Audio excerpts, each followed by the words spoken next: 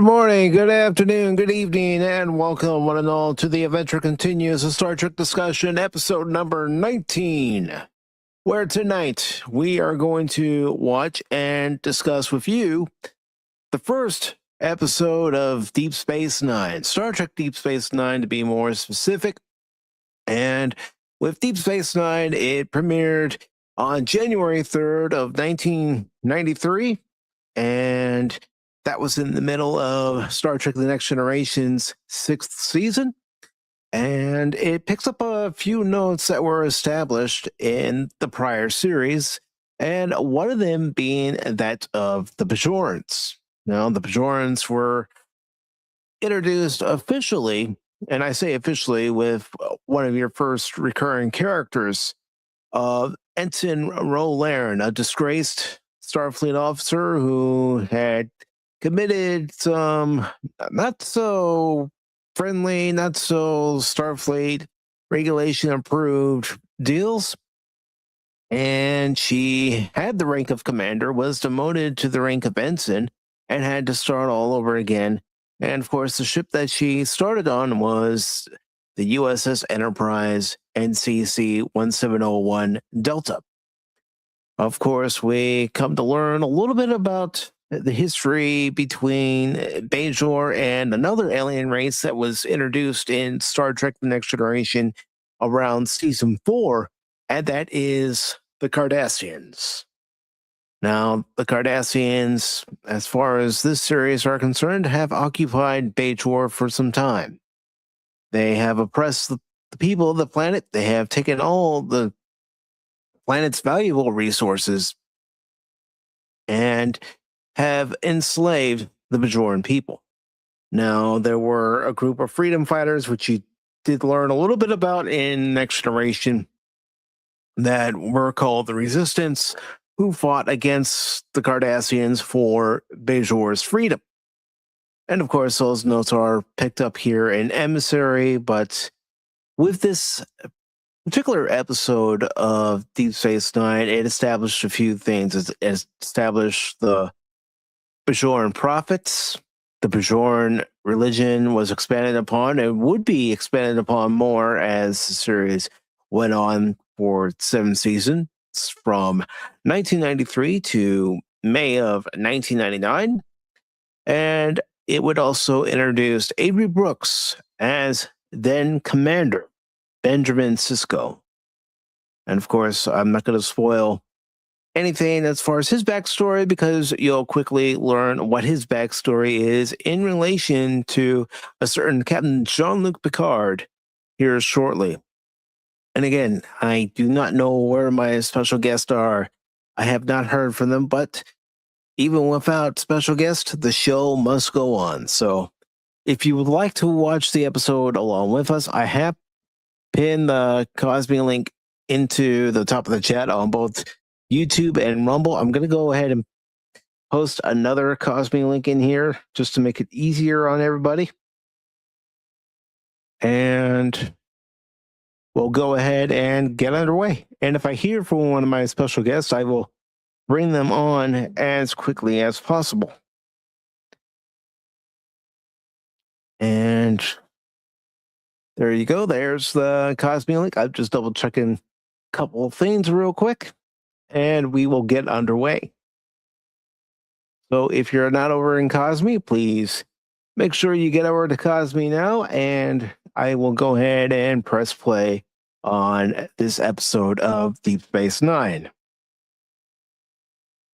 And Helion, is that you saying I think I'm here? Because before I even get underway, I do want to say hello to, of course, she is known as the Admiral when it comes to the Adventure Continues Star Trek discussion, Admiral Lady Mist. We also have Starfleet Cadet Helion here. And we also have Joy Sentries. Welcome. Appreciate you stopping by the channel. So I'm going to go ahead and hit play on very first episode of Star Trek Deep Space Nine, which in my humble opinion, Deep Space Nine is the best of all the Star Trek spin-off series not only from the Gene Roddenberry, Rick Berman era of Star Trek, but also looking at new Star Trek. Deep Space Nine is just above and beyond the best of all the series. I just wanted to be sure. So I'm going to go ahead and hit play. And unfortunately, with this copy, there are no subtitles. So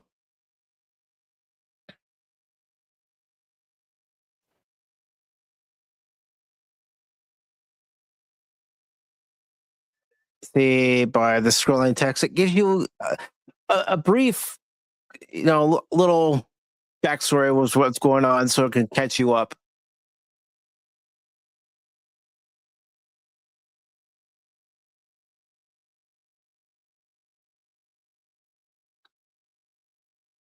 And of course, Avery Brooks was Hawk and Spencer for Hire. And no, Helion. Frodo is not in this episode.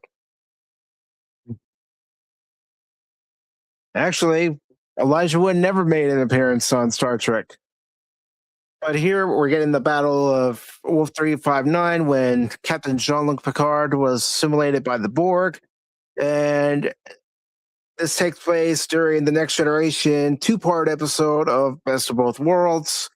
And we're actually seeing part of the Battle of Wolf 359 that consisted of 40 Federation starships against one Borg cube.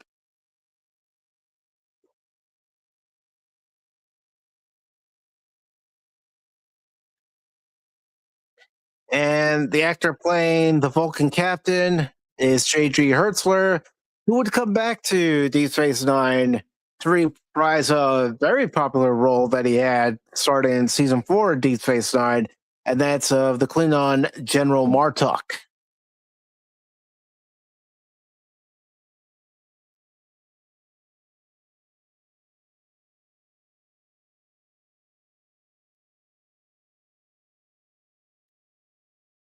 And of course, that's a Bolian tactical officer. For anyone who's not familiar with Star Trek, I'll do my best to help you out to let you know what alien species are in this episode and in this particular series.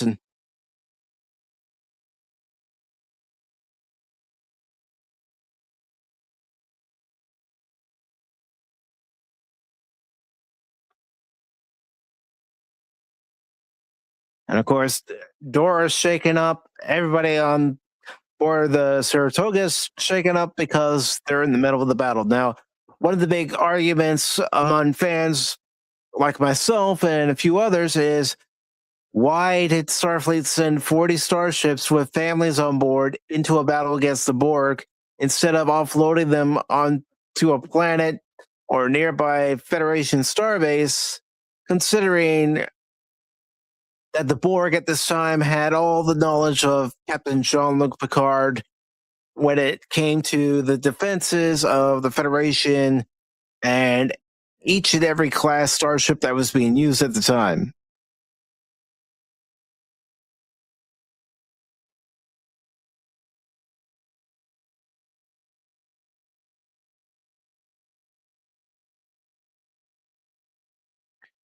And this event will haunt Commander Sisko.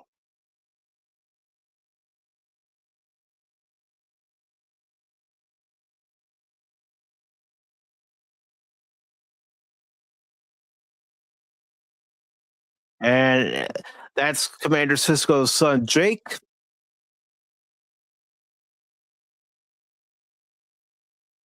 And Helion, if you keep watching the episode, there is something I think you'll like because one of the producers of both Star Trek The Next Generation, Star Trek Deep Space Nine, and Star Trek Voyager, Michael Piller, the late Michael Piller, was a big baseball fan. In particular, he was a Dodger fan. So there were a few episodes where he would have it that baseball was maybe not the center of attention, but it was maybe a small, sometimes very small part of the episode.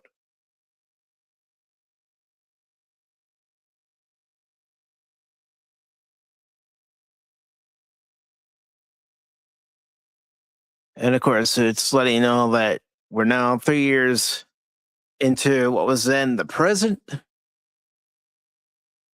And that's when you really get to meet Jake and Commander Cisco, the father and son relationship, which was always very well done on Deep Space Nine, in my opinion. And that is Sirach Lofton playing Jake Cisco. Sirach Lofton is related to former Major League Baseball outfielder Kenny Lofton, who played for the then Cleveland Indians, now the Cleveland Guardians. He was also a Pittsburgh Pirate, Atlanta Brave, New York Yankee, and a Chicago Cub.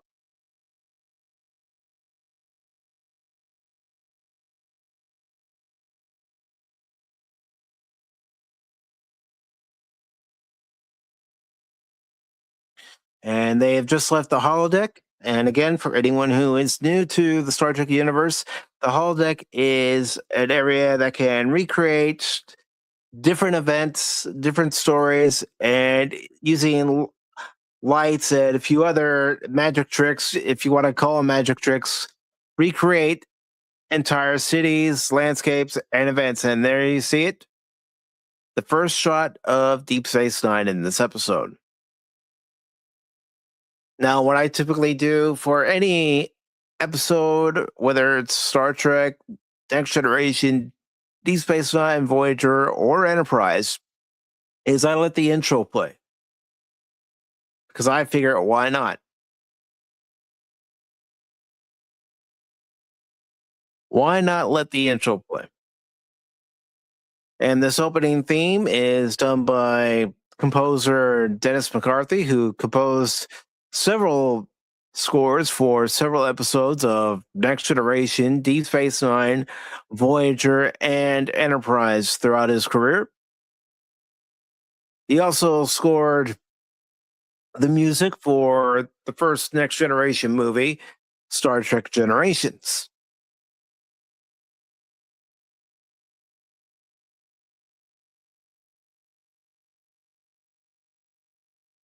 You got to turn up your volume. You got to do it on your side, Helion.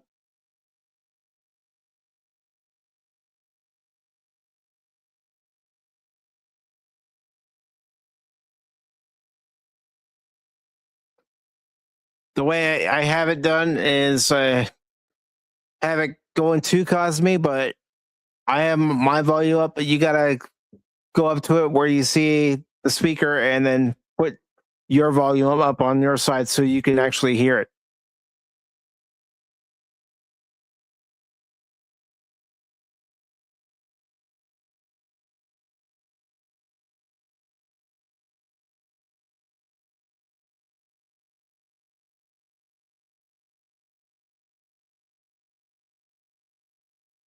And there we see one of our second exterior shots of the station with the Enterprise docked.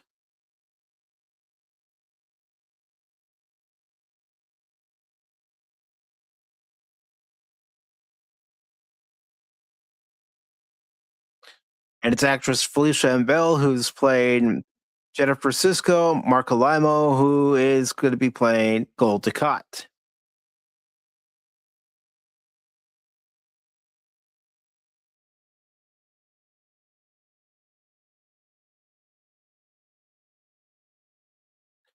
And that is Chief Miles Edward O'Brien, a character who was first established on Star Trek The Next Generation. When he first debuted, he actually didn't have a name, and he was just known as a con officer in the very first episode of Next Generation, Encounter at Farpoint.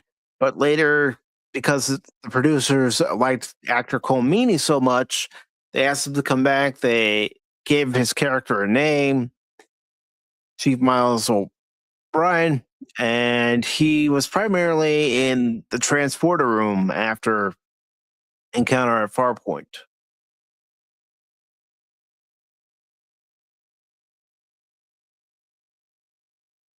And thing about Deep Space Nine, for anyone who is not familiar with Deep Space Nine, if this is your first time, Deep Space Nine does focus on religion, the Bajoran religion, as a matter of fact.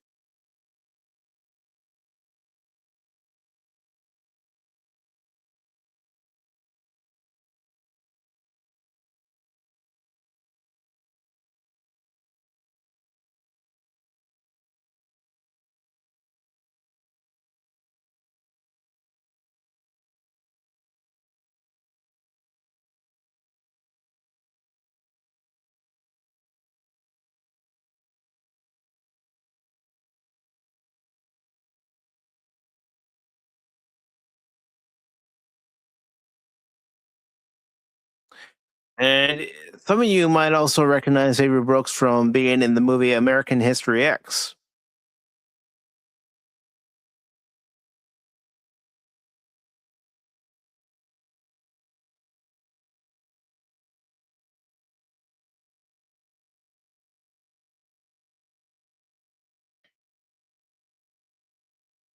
And the great thing about the relationship between actor Avery Brooks and actor Sirach Lofton is Avery Brooks basically took Sirach in like he was his own son.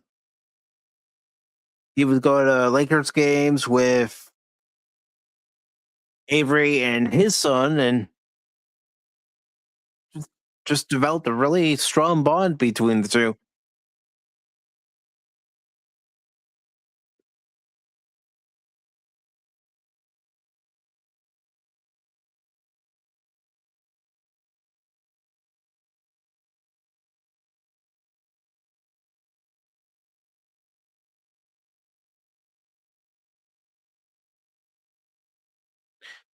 And here we're going to meet our first officer. And I've always loved this introduction to Major Kira.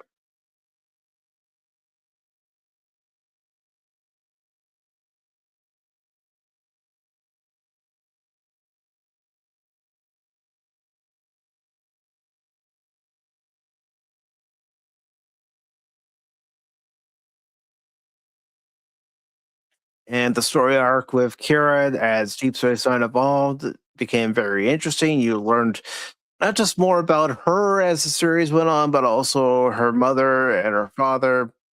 And you also learn about her love interest, Beta Corral.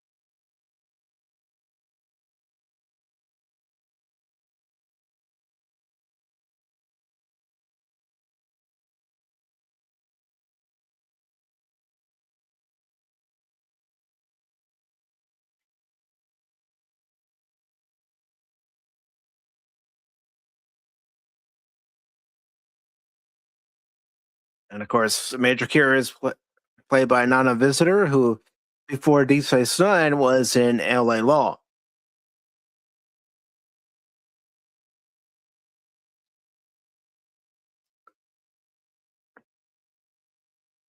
Move your mouse cursor, go up to the speaker, and put your volume up. Then you'll be able to hear it.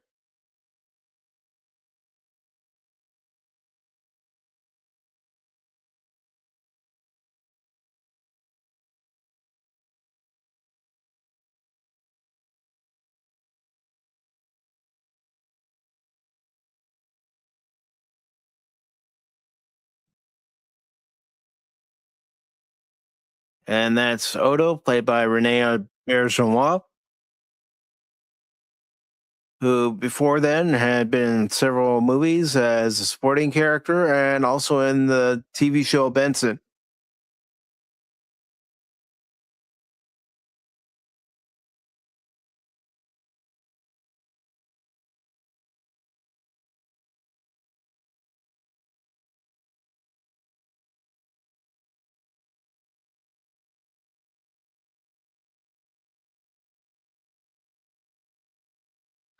Huh, I don't, I don't know why you all can't hear any of the dialogue. Yeah, there are no captions with this version, Lady Miss. I already went over that.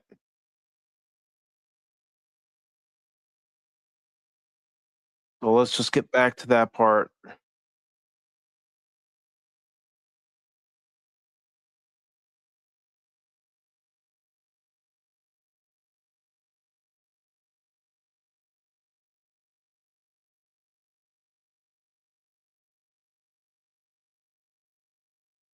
All right, here, I'll do this because no one else has ever had a problem when I've done it like this before. So give me a second.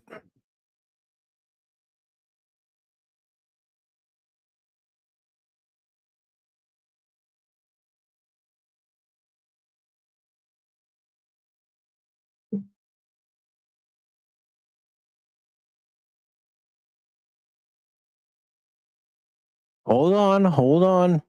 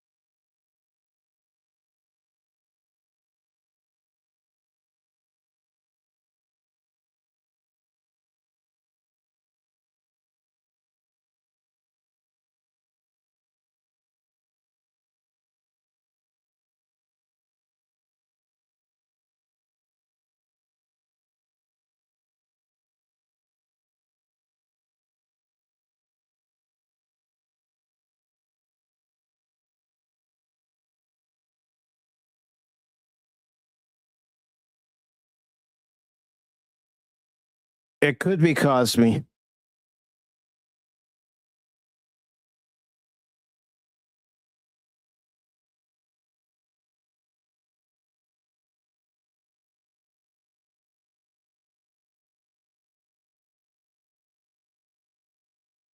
So I'm just going to go with another copy of the episode I have, and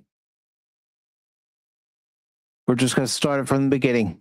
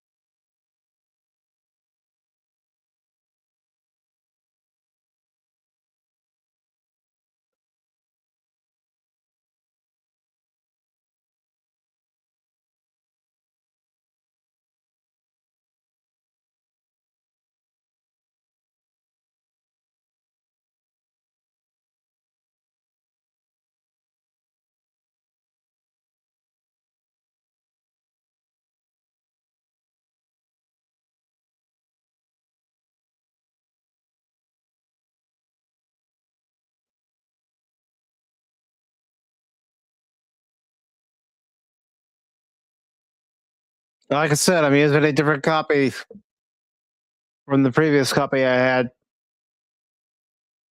I haven't had any issues doing it the way I was doing it before until tonight. So who knows?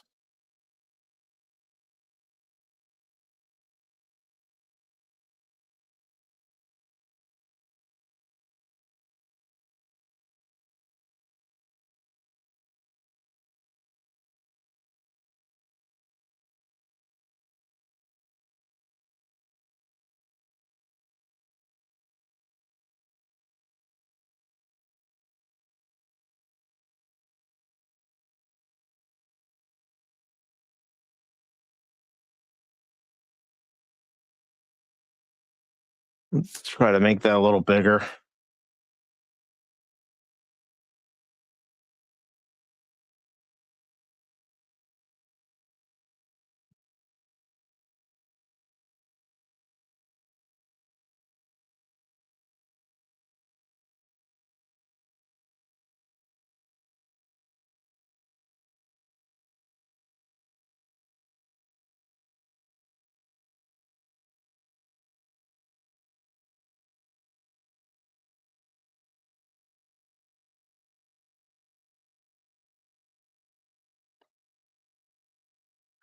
For every update Cosme does, it always changes something. But that's like any update nowadays.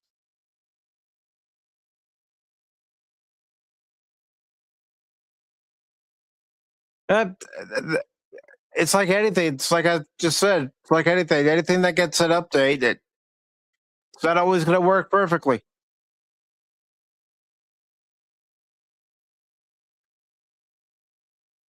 This is the Battle of Wolf 359. It took place during the Next Generation episode called Best of Both Worlds. Captain Jean-Luc Picard had been assimilated by the Borg, and with all the knowledge that the Borg assimilated from Picard on Starfleet, its defenses, its class of ships, what they're capable of doing, the Borg are wiping out this fleet of 40 ships. Now we're only seeing a few ships from this task force that was sent to this particular sector of space.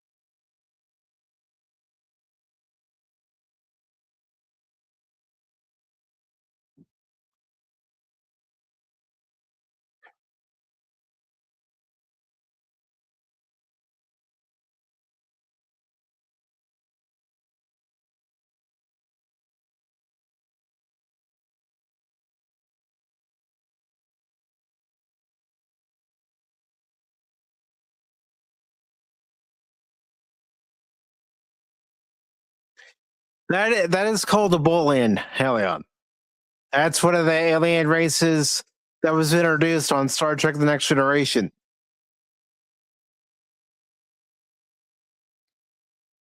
If the lighting was brighter, which it's not supposed to be brighter in those scenes because of what happened during the attack with the Borg, you would see that he's got blue skin.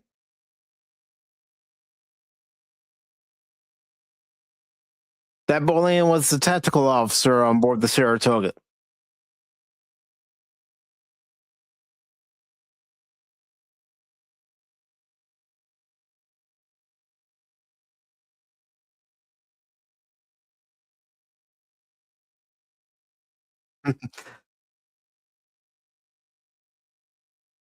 Well, it's a good thing Cash is in here then.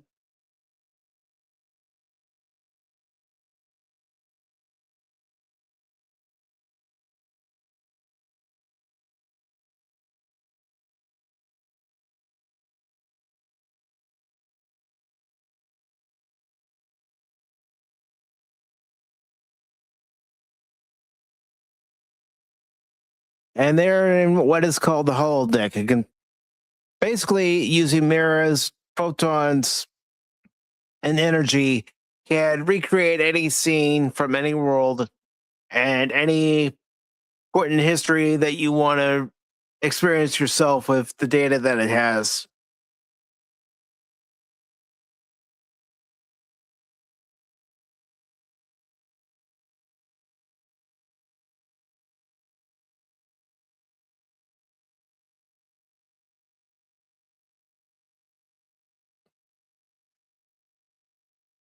Okay, this time I am going to skip the intro. Give me a second just to skip it, if it'll let me. No, it won't. So we'll just listen to the Deep Space Nine theme.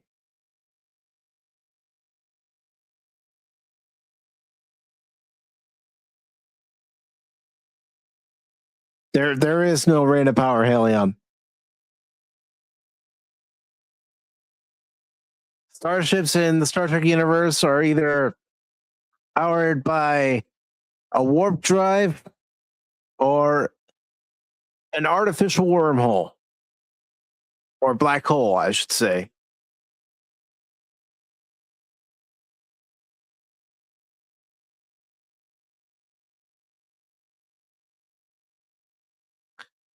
Of course, Renee Auberjonois sadly passed away in December of 2018. And a few months prior, Aaron Eisenberg, who plays Nog on Deep Space Nine, had also passed away.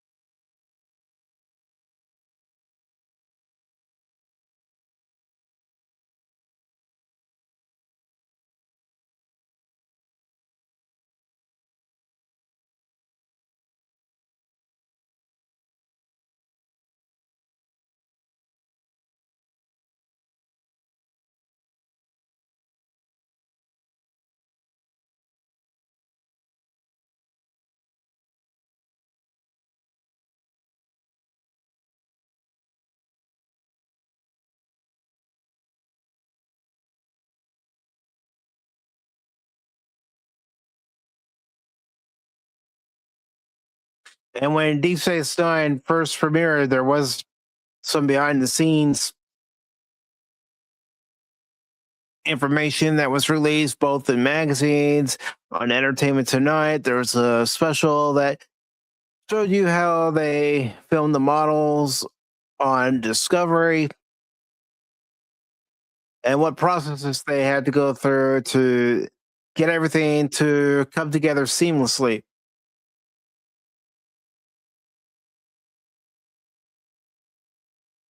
Lady Miss says it would be fun to visit a space station, but I'm not sure it would be fun living on one. Well, that's why on some star bases and space stations, they have an arboretum. So they actually have plants in this arboretum, and there are some very small trees. But if you want larger trees, that's where you would go into a holodeck or a holosuite and run a program where you could be in a valley or in a park, out in the woods somewhere, and it would recreate it to the finest detail.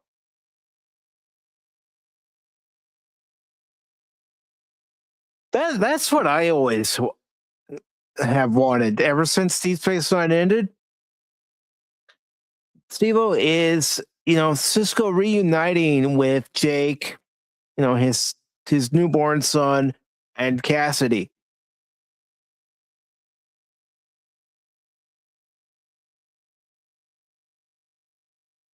And to be honest, I really hope they don't try to persuade Avery Brooks to come back for any of the new Star Trek series.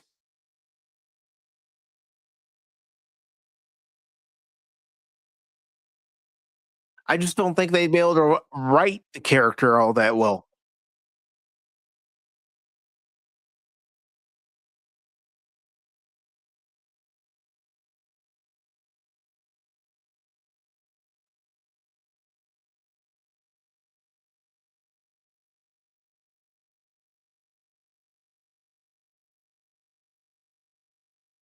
But again, like I was saying earlier, the dynamic, the father and son dynamic that they develop between Jake and Benjamin, it's really good, especially as the seasons go on and they do a few things together as father and son. And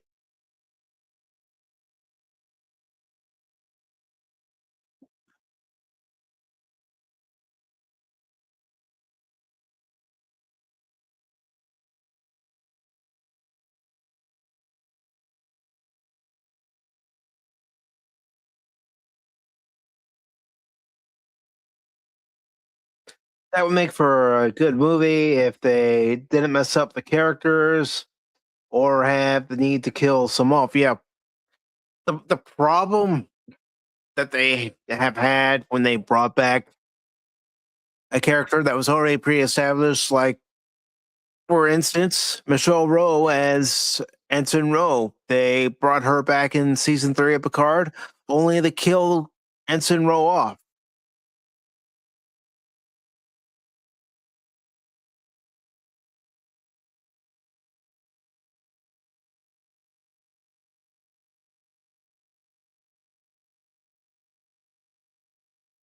No, I haven't seen Helion.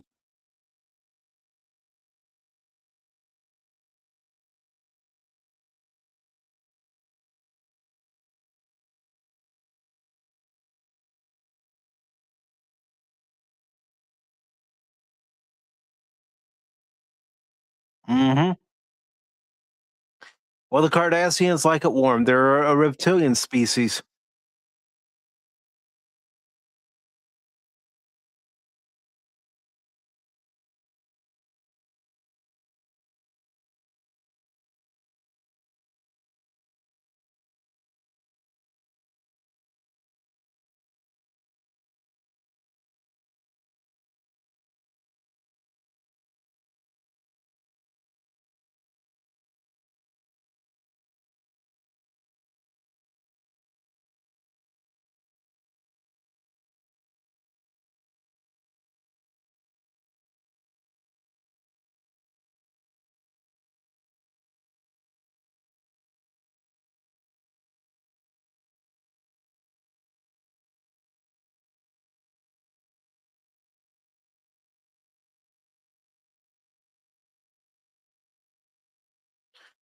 I mean, when it comes to Deep Space Nine in general, the development of the characters, the growth of all the characters, whether it be your main characters, whether it be your recurring characters, frequently recurring characters at that, you know, every character was developed.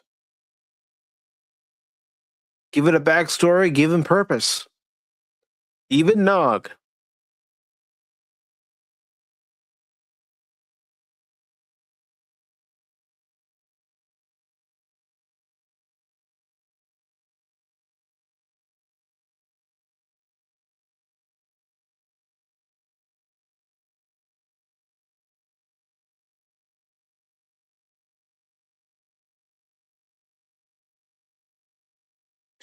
And Odo is what's known as a shapeshifter,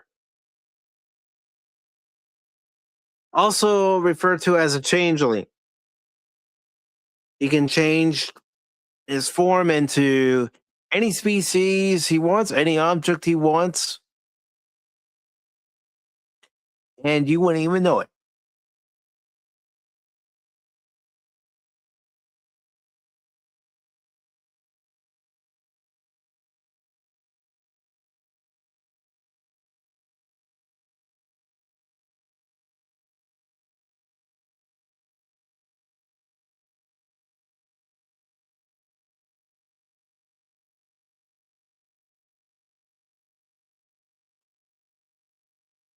And Quark is played by Armin Shimmerman, who was actually one of the first Ferengis you meet in the Next Generation season one episode, The Last Outpost. And he also had a role in another episode where we first meet Loxana Troy.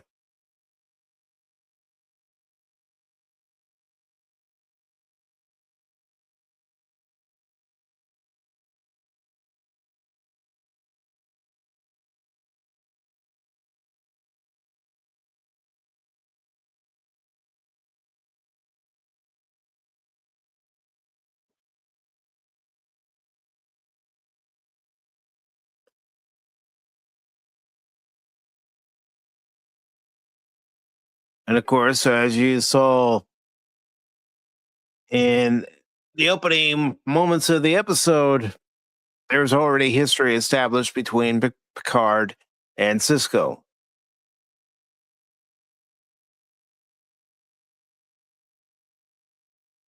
which leads to this first tense meeting.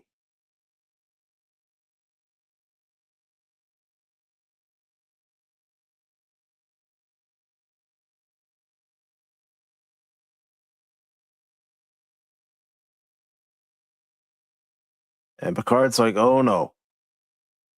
Picard's own past, having been assimilated by the Borg, is coming back to haunt him.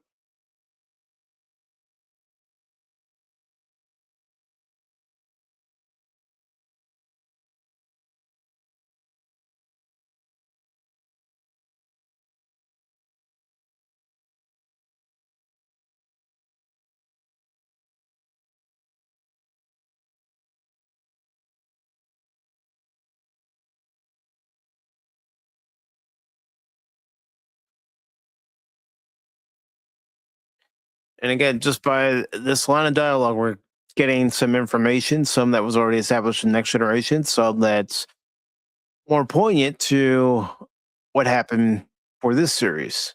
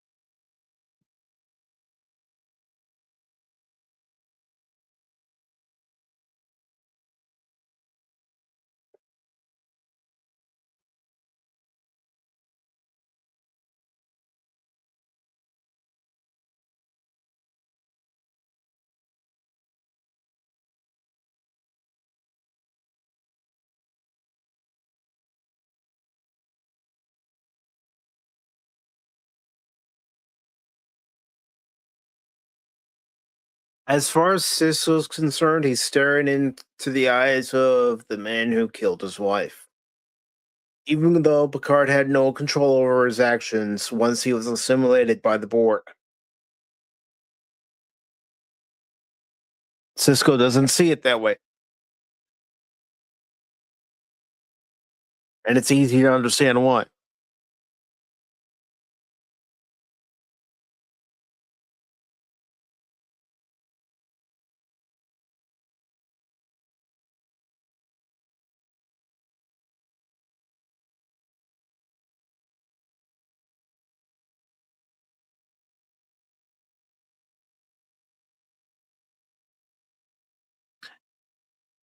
And the dynamic between Odo and Cisco, if you all continue on with the series on your own time, you'll find that it has a lot of growth.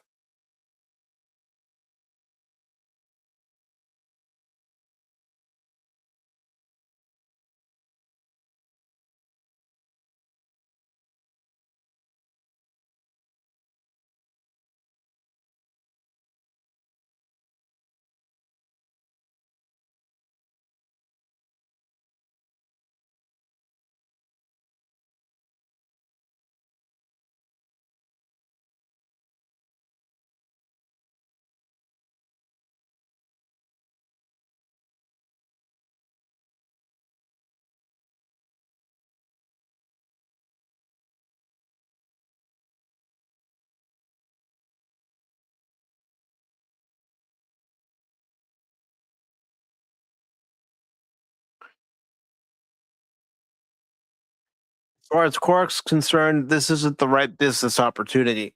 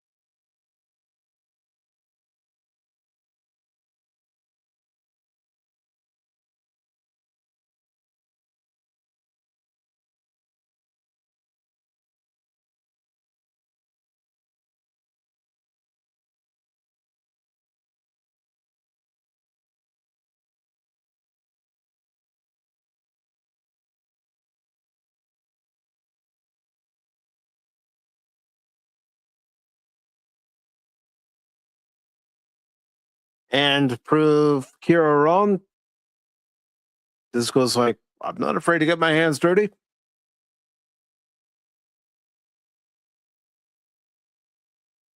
We need to clean up this promenade.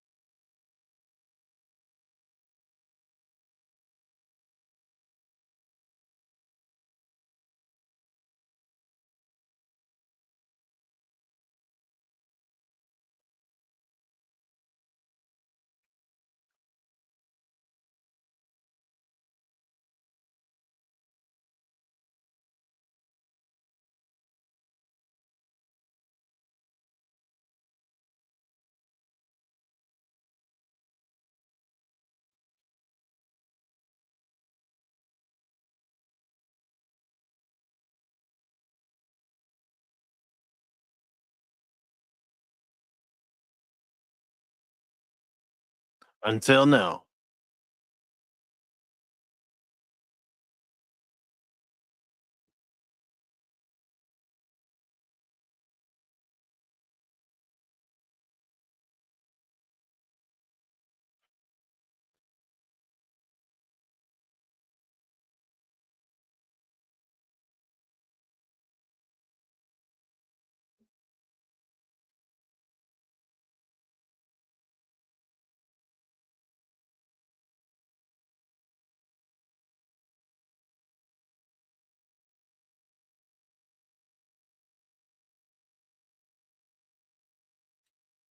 And there you can see their religious shrines, temples are decaying, all because of the occupation by the Cardassians.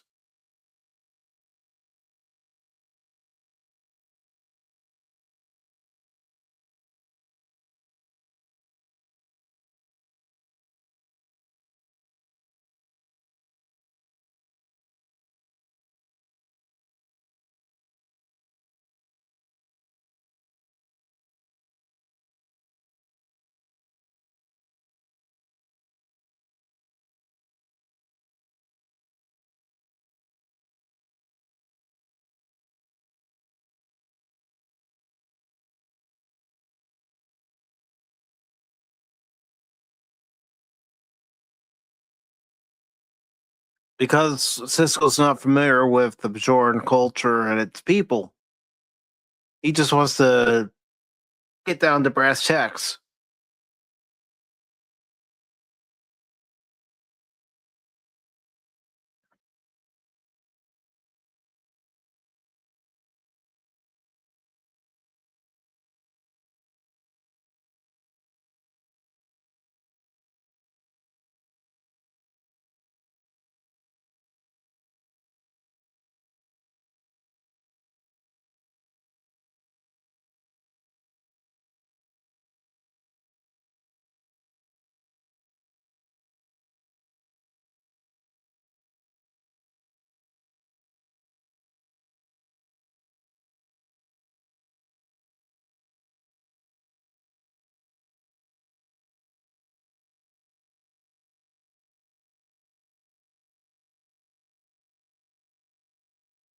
And of course, there are elements of stories for Deep Space Nine that are taken from Vietnam, from World War II, from Korea.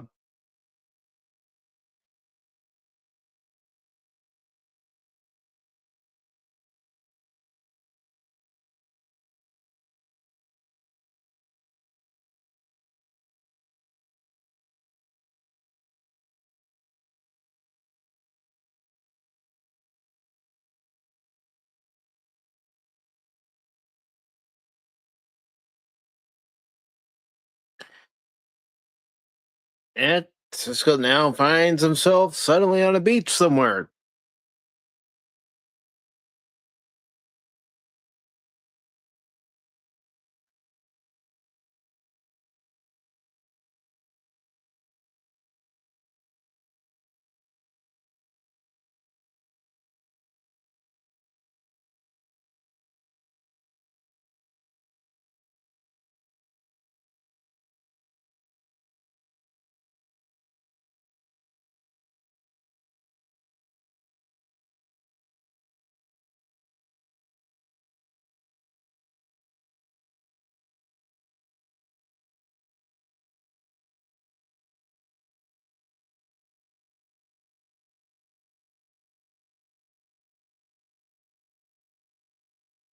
So as you can see, Cisco's reliving one of his memories. The first day he met Jennifer.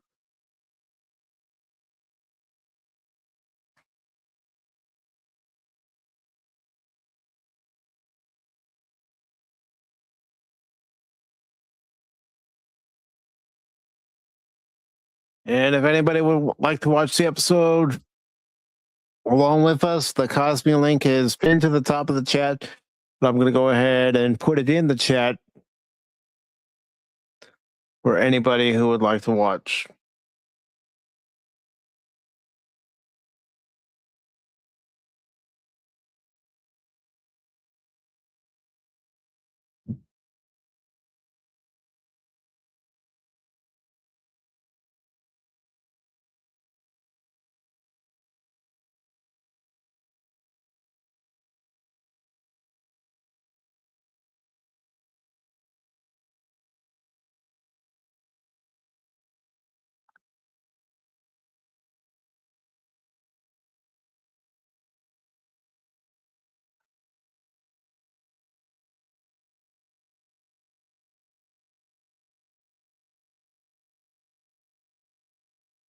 Unfortunately, we never meet Jennifer's mother.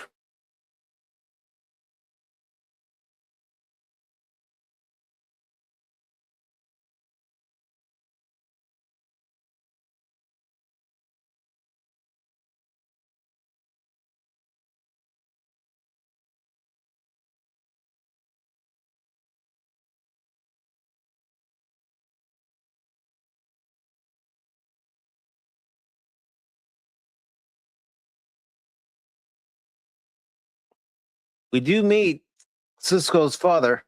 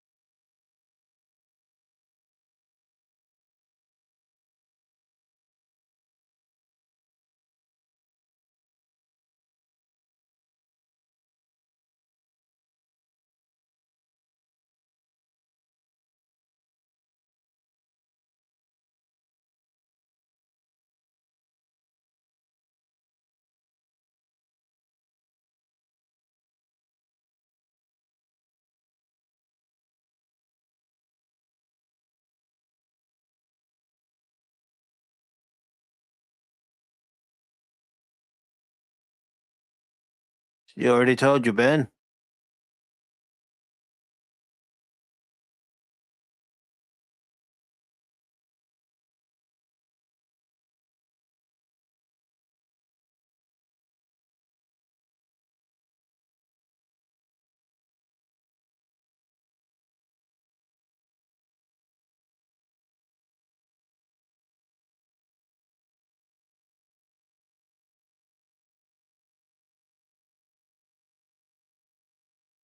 And it's a reluctant journey for him.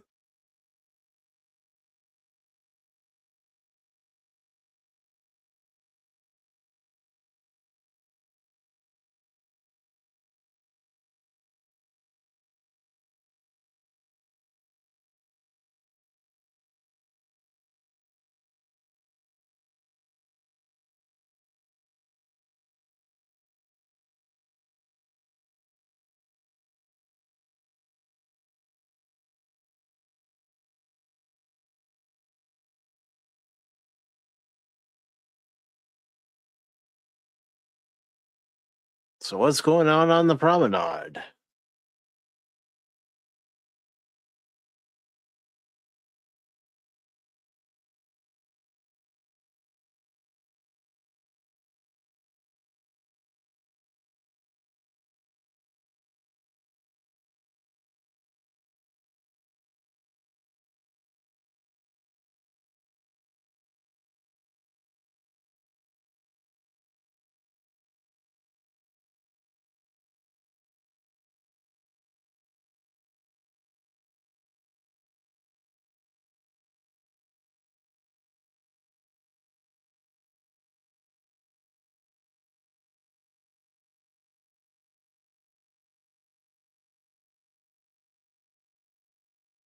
And then that is a double girl.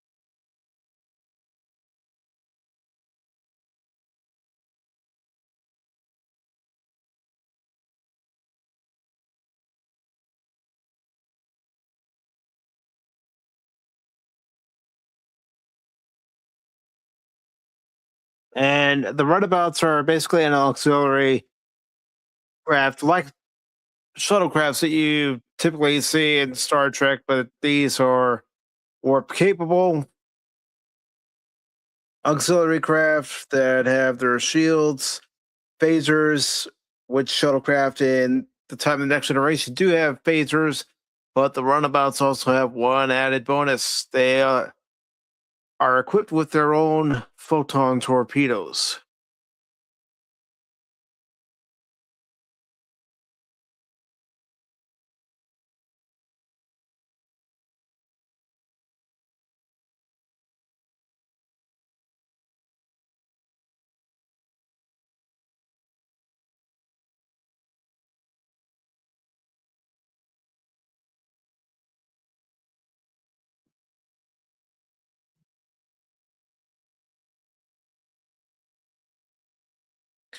And this is actress Terry Farrell's first real acting job.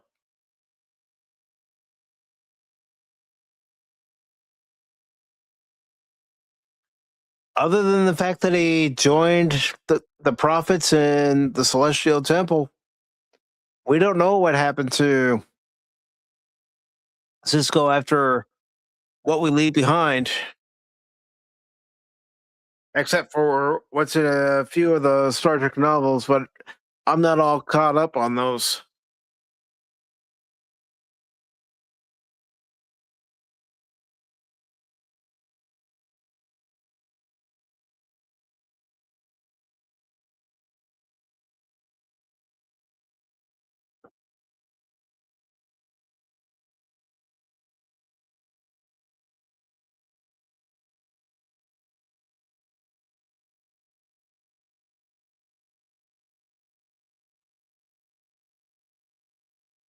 And Julian in the first few seasons was a little hard to get used to as far as his character because it was definitely a thing where the writers really didn't know what they wanted to do with him.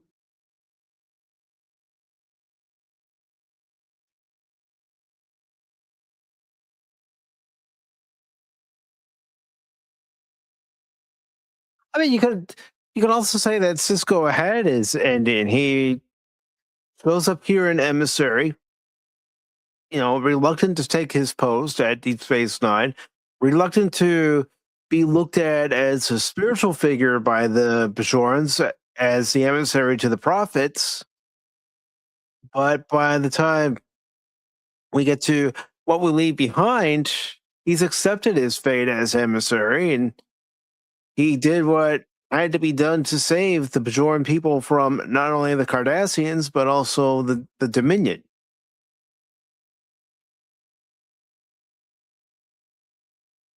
Yes, I would love to see Cisco return, but again, if you have Cisco return, it's got to be a good story. It's got to be, something where the writers have consulted Rick Berman and Ronald D. Moore and a few other people who wrote for Deep Space Nine as far as what a return of Captain Cisco would be like.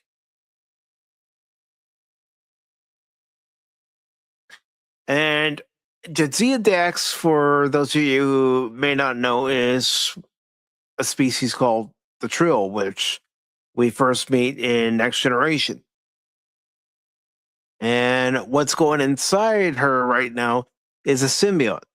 Symbiote is on the Trill homeworld, and they go through a vetting process as far as the Trills and their next host, because the host has to be compatible with the symbiote. If they're not compatible, then the symbiote rejects the host. It's like an organ transplant.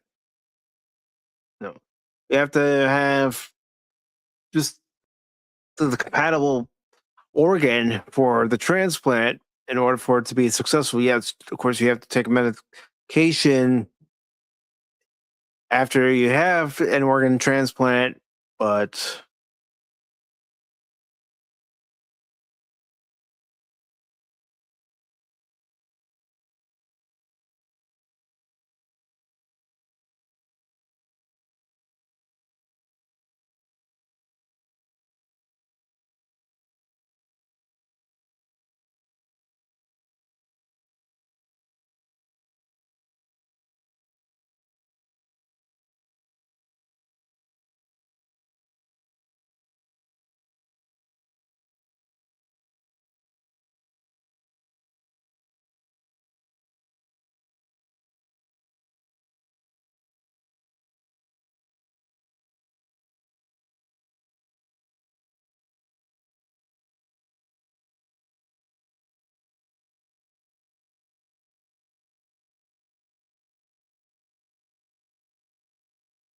there are multiple transporter rooms on the Enterprise, whether it be the main transporter rooms 1 through 4, cargo bay transporters.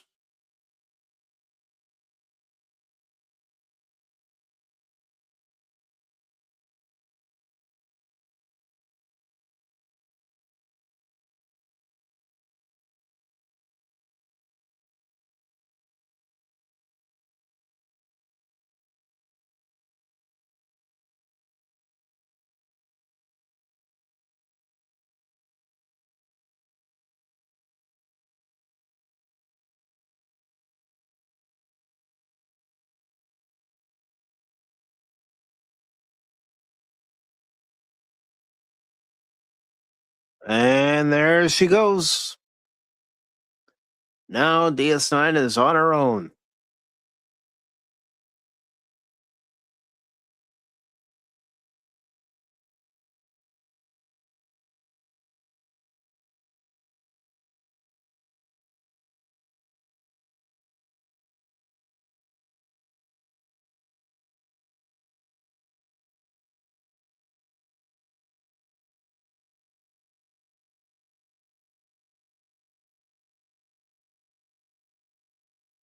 And there is the aforementioned Gold Ducat.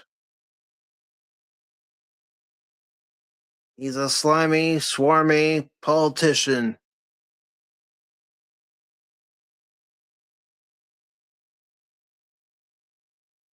At least that's how he's always been portrayed.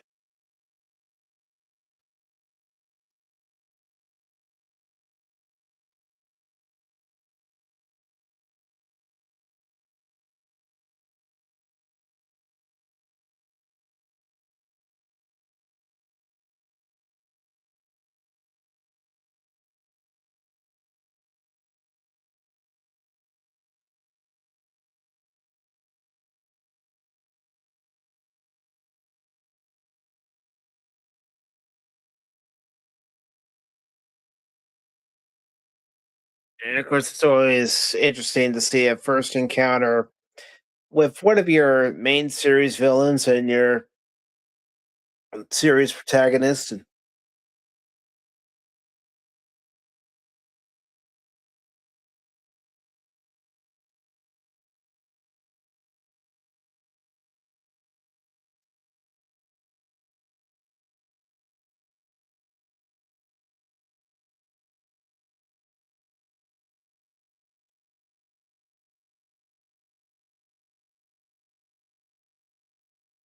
nope, I went and trusted the card as far as I could throw him.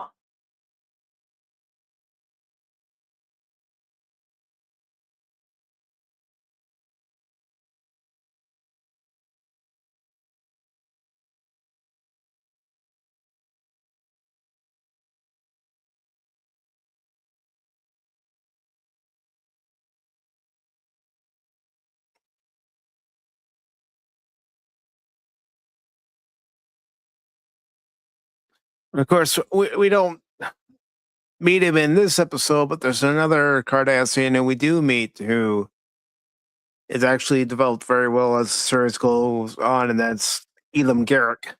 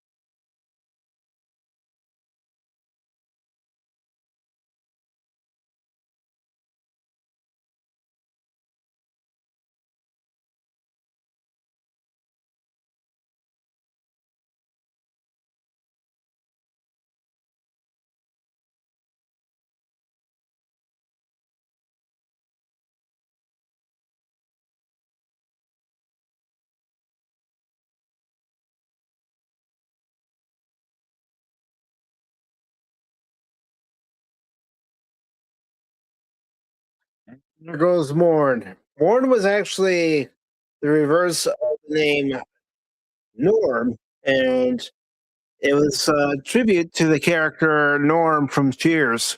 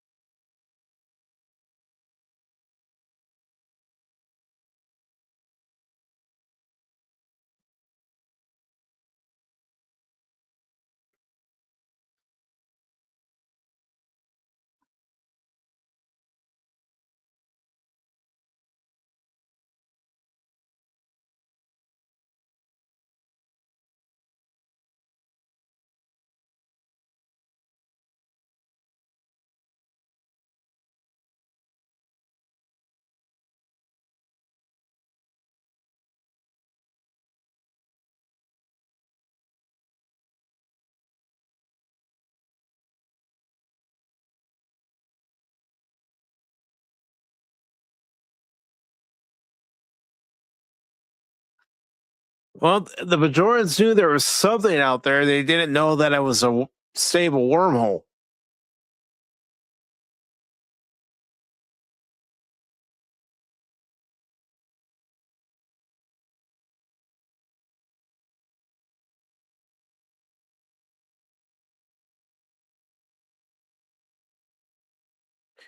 And who happened to be that bag?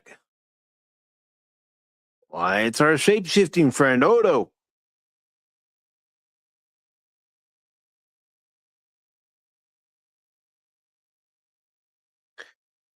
That's all right. That's all right, Lady Mist.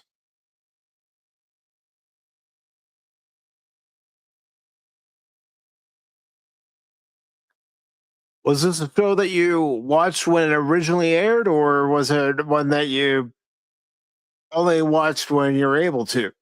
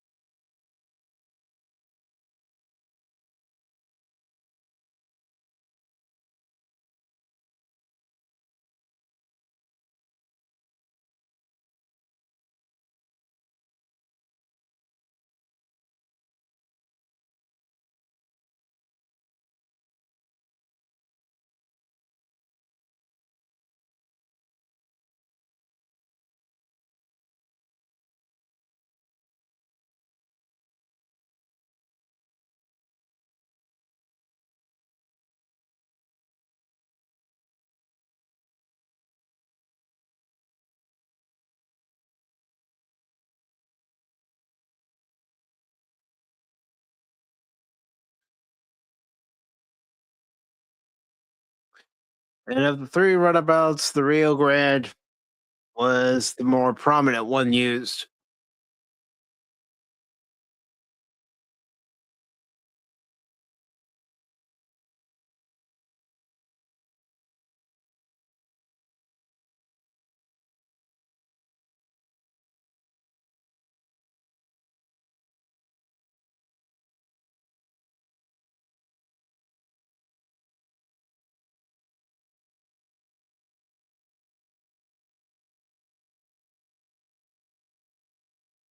And all the makeup effects for all the series at that time, whether it be Next Generation, Deep Space Nine, later Voyager, and also Enterprise, were done by Michael Westmore. Hold on, we got somebody here. We got somebody here. I'm locking in the transporter coordinates and I'm beaming them aboard.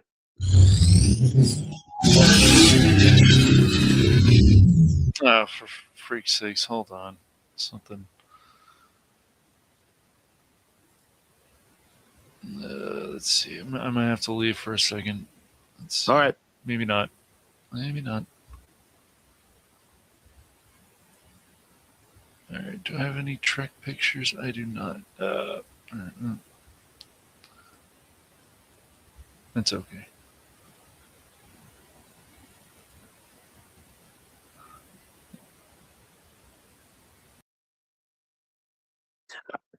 All right. Cash is going to return.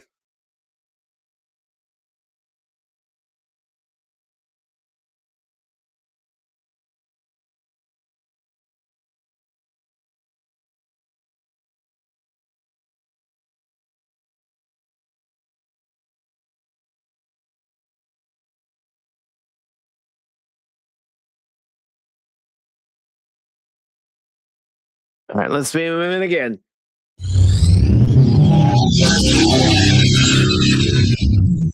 Had to fix the warp core or something. There were some technical difficulties going on, Captain. How are you doing today, Cash? I'm doing okay. Where's that DJ Ronnie G? Did he fell in the turtle pit? What's going on there? I don't know. I hadn't heard anything DJ from him or DJ Anonymous. DJ.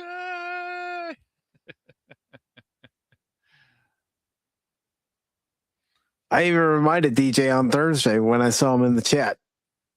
DJ. DJ. All right, Cosme, let's see what you've done. Have you fixed yourself? Yeah, for some reason it wasn't accepting the file that I had uploaded earlier, so I'm using my other copy. Oh, looks like they did an update. Oh, no, it's still pausing. Dang it, Cosme, I told you. I told you, Cosme. Yeah. All right. But this is the best way to do a watch party so everybody can watch.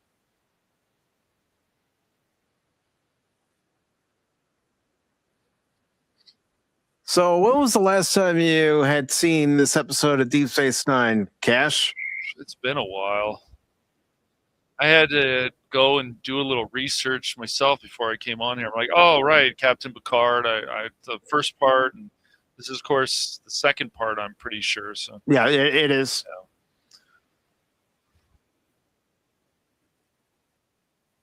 But you start learning about Cisco and, how he doesn't take people's crap. I mean, he's just... No.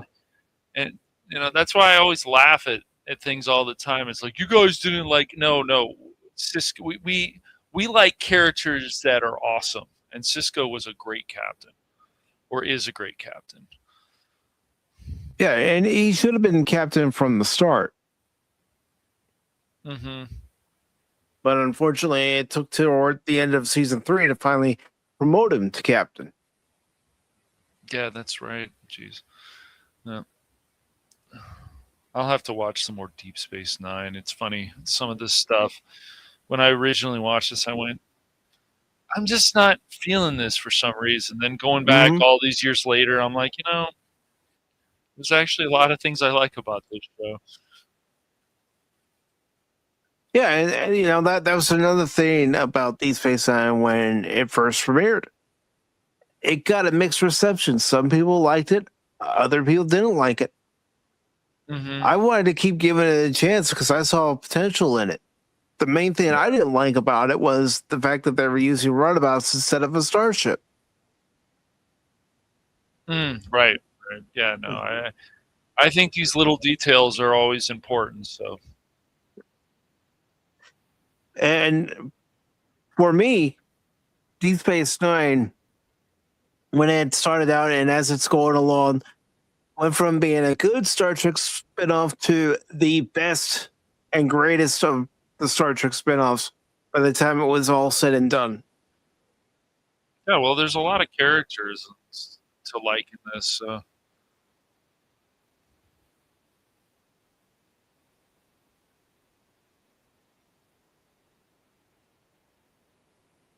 But I had to get used to like the Doctor and stuff. I don't know, something about him I didn't care for, Bashir, but he started growing on me more. Some of these characters, they don't all click with me right away. So, and that's the thing I mentioned earlier. It took the writers a while to figure out what they wanted to do with Bashir. And when a lot of people first met Bashir on the show, they didn't like him. Yeah, they thought he was too eager. But when you see him in this episode, he's fresh out of Starfleet Medical, and this is his first real assignment. Mm-hmm.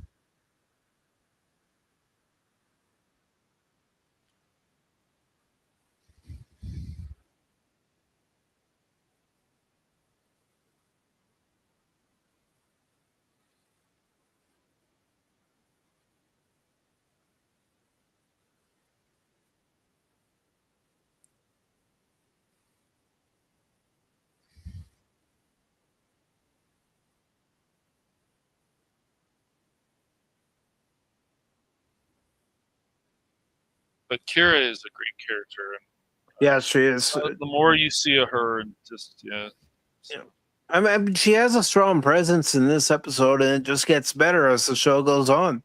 Mm-hmm. We learn more about Chief O'Brien.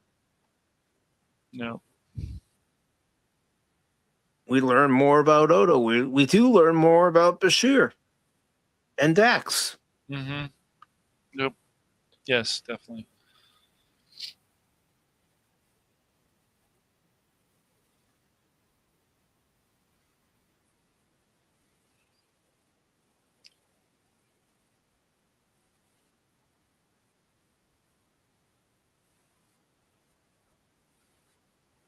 And I don't know if you knew this, Cash, but anytime someone has a vision from the prophets, usually the prophets are represented by the last few people that person's encountered.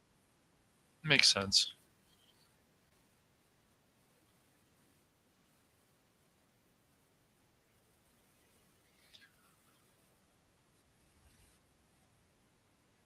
Well, it's just the thing is, like, you look at the makeup now and all the different little details that were so important before, and it's just they're making a mockery of this. And then you get people Mhm. like, that's not true. And I'm like, you should care about these things. Like, actually care. Great makeup it just adds more to the character. It does. It really does. I mean, you look at Renee Auberjonois' makeup Oh, yes. as Odo, Yes. or even Armin Shimmerman's makeup as Mhm. Quark, Mhm. especially in this Yes. first season here, Yep. you can see that they're still trying to figure out exactly what they want to do, Yep. and then they do establish it. Well, I mean, I love the makeup in like Babylon 5. I mean, well, I Yeah. love great makeup, but as I said, small details should always be important. How these characters look, how it makes a it actually does make a big impact. And when you see that they change the way the makeup looks, or they change the color, or they change, Mhm. ugh.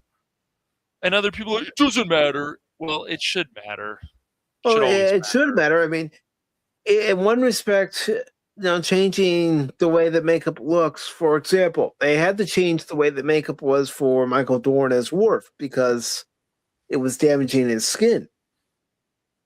Hmm. Yeah. Oh, I'm sure. Well, you can go back to the Wizard of Oz situation too with the Tin Man and Hmm. stuff. Like, he almost died. That there was just too much makeup. So these things unfortunately can happen, but they'll learn from it, I'm sure. Hmm. But it seems like we're always regressing on certain things instead of Yeah. actually progressing, I even mean, in entertainment. Yes. I I tried watching that first episode of Starfleet Academy You got because it was on curious enough, YouTube. huh? Right. Yeah. I Yeah, I couldn't heard make it that. through. Yeah, no. I said, It "This is probably trash." did it feel like Dawson's Creek meets Star Trek? It's trying to be too cutesy. Yeah, of course. I don't mind having Did you funny feel moments in characters Star were Trek. being insulted? I'm sure you did. Yeah, Of I course. did. Making fun of, and it's not. It, yeah, they're just doing it the wrong way. So yeah. The writers of current Trek really need to go back and look at Deep Space Nine, Next They Generation, don't the original care though. That's series. the problem, I Mike. know. They just don't care. If they cared, they would. They feel like if you don't like this, then it's your fault. So that's that victim mentality again. That narcissism garbage. I don't. I don't like any of Kurtzman Trek because it's not Star Trek like I grew up with, like Well, this. I don't like season 3 of Picard. As I said, I don't look at Jean-Luc Picard like that. That guy was a strong captain, gave so much to Starfleet. And for him to be treated like that, and for Patrick Stewart to be like, it doesn't matter. It's like, dude, come on. Come on. At least that's how he Well, seemed to act. Patrick Stewart So, didn't want it to be the same Picard. He no. wanted But Picard to he be could have different. been different, but he didn't have to be like that. He could have been like, look, you need to understand what I've done. Yes, I'm retired now, but you don't get to disrespect me like that, number one. We were on that kind of stuff, that banter. We saw a little of it in season 3 of Picard, but not much, man. Not Yeah. enough. And the way that they killed off characters was just insulting.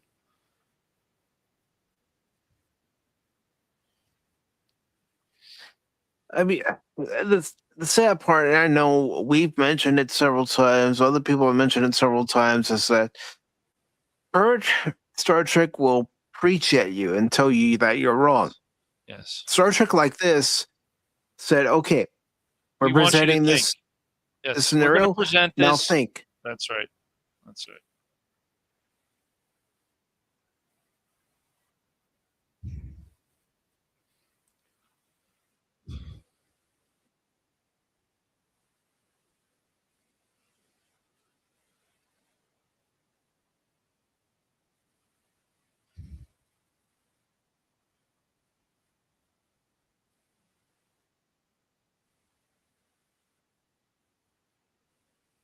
And I don't know if you knew this, but Cirroc Lofton is actually related to Kenny Lofton. Oh, really? Yep. Interesting. The baseball player. Okay. Yes.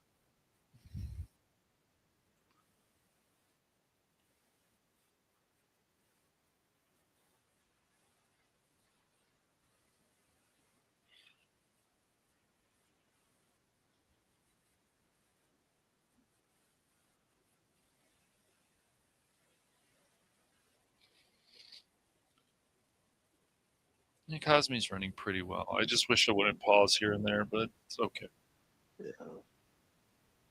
I mean, we've tried doing watch parties in Discord before. Sometimes that's just as bad, Yeah. if not worse. I know. You can have buffering issues too on certain sites and stuff. So $1 for ramen? Come on, the ramen's always been cheap. ramen. I mean, a lot of people eat that stuff, of course, because it's easy, especially college students. You can't blame them. Just like I said, don't eat the same thing every day. You will get sick of it. Yeah, not here, right? Well, there's a few reasons for that, Lady Miss. I mean, even the dollar store went up recently, which is just crazy to me. Yeah, Dollar Trees used to be $1. Now they're $1.25 or more. Ridiculous. Might want to change the name after that. Mm-hmm. It has too much salt. Yeah. You will eat the salt, Lady Miss, and you will like it. No, I'm kidding.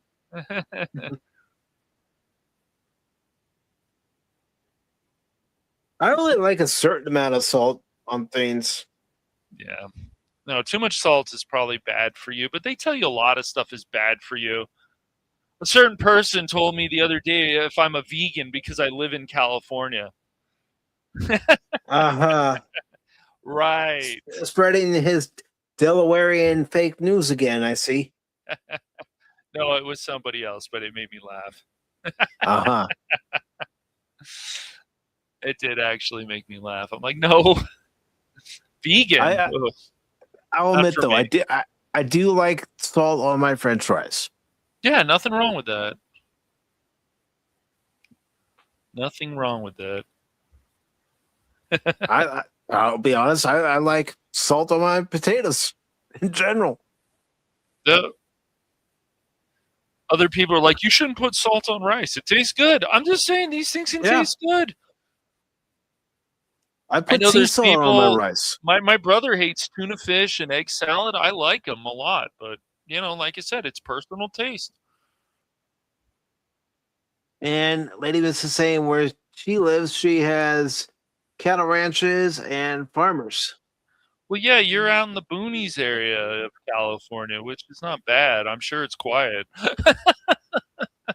I would hope so anyways. Actually, it's not that noisy around the city, surprisingly. Somewhat, but we hear a lot of sirens here and there, and of course, helicopters sometimes. Mm-hmm.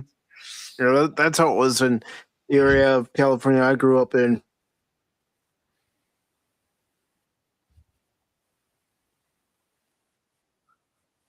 One night they were looking for a perp, and they had the spotlight shining, flying over our neighborhood, and my dad's all, "What the fuck is going on out there?" Yeah, I'm sure.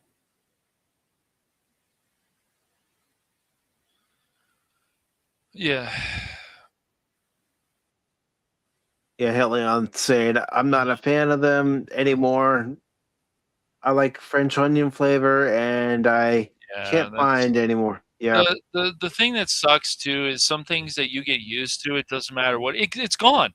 It's gone after a number of years. And even some of these places, and they were absolutely great, and they're just gone because unfortunately things change.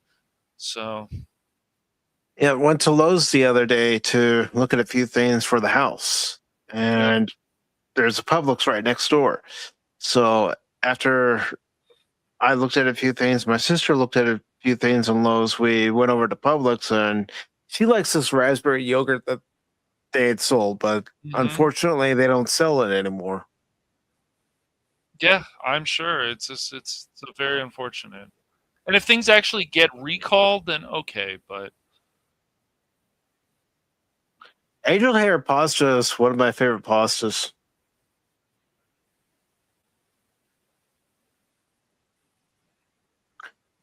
That and muscatoli. yeah, I'll be right back. All right.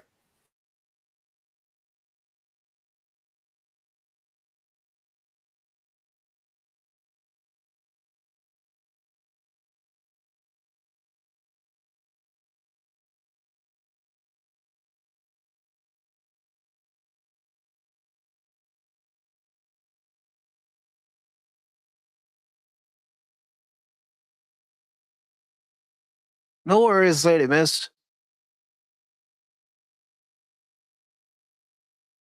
I think what it was about this raspberry yogurt that my sister would get, she just liked the way that this particular yogurt was done, with the yogurt and the raspberry filling. And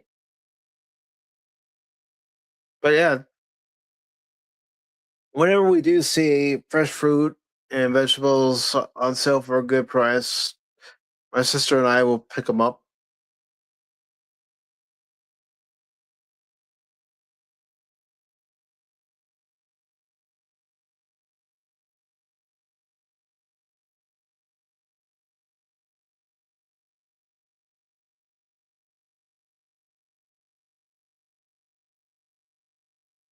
And of course, this goes reliving all his memories here. No, I was still here. I was just trying not to talk too much, especially for anyone who's never seen this episode before.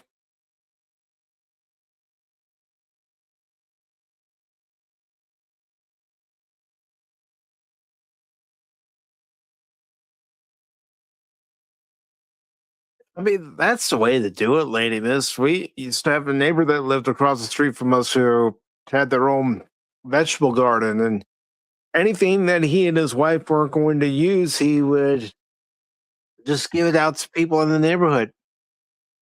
So there were times where we had extra green peppers, extra cucumber, extra tomatoes, squash,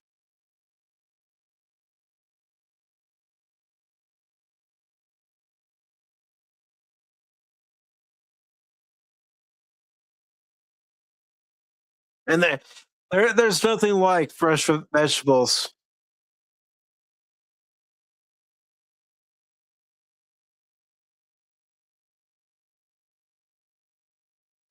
And the wormhole collapsed.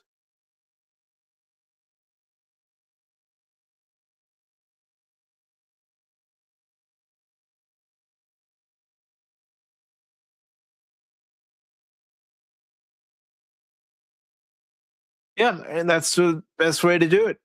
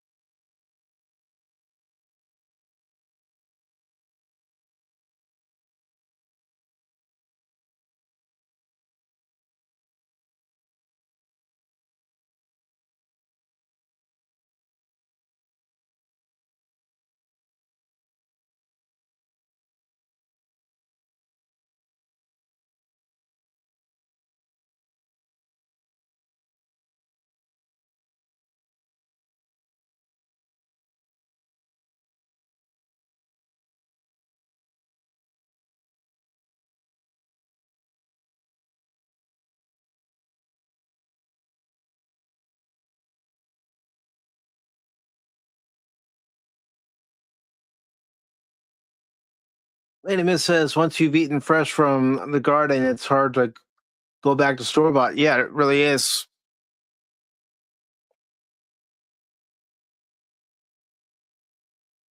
And here you go, Helion.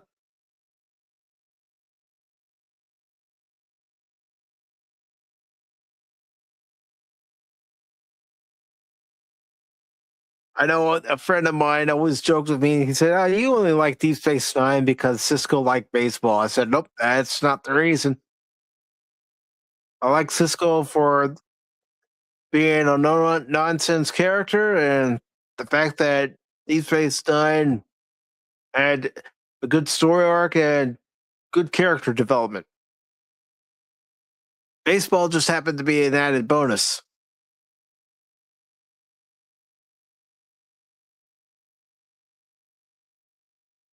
No, not with the prices of housing in the various parts of the nation right now.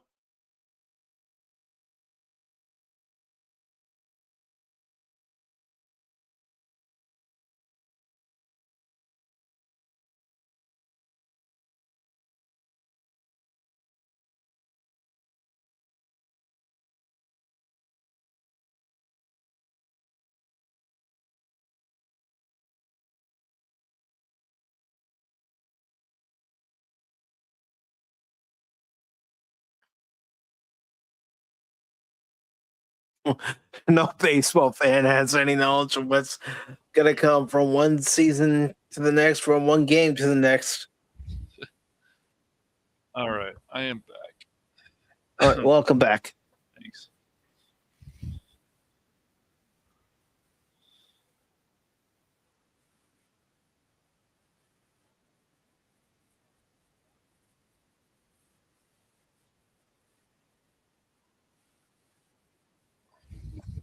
What do I think Cisco's faith is? Well, based on some of his lines of dialogue and a few other aspects that were shown, I think he is a man of faith, but he's also a man of culture. He prides himself Thank you, in lady. African culture, and I think, if anything, he could be Catholic, but I really don't know what Cisco's faith would be because it's not really something that's actually mentioned in the history of DS9. He's a person who's supposed to be like any person leading. You do what's right by your crew, and if you have to make the hard decisions, you have to make the hard decisions. That's what a lot of people don't realize anymore. If you're an actual leader, you have to make the hard decisions.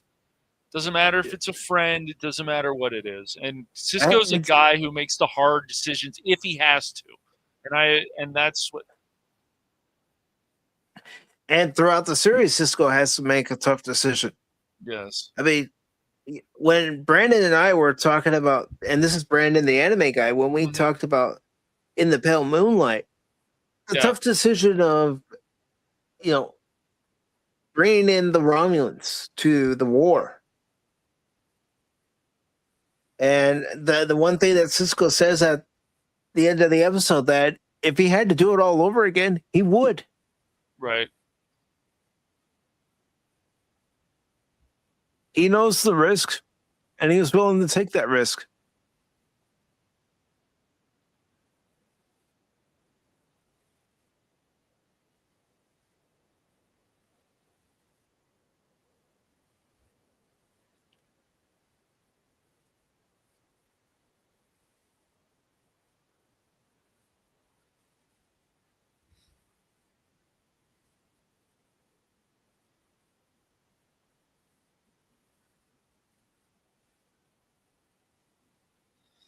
See how good that makeup looks? It's so unique and cool. And the way the bridge on her nose, just quality makeup.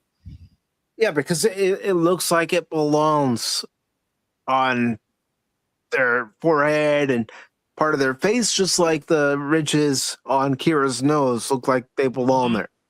Yep. Because, again, they took pride in what they were doing back then. That's right. They did. They did.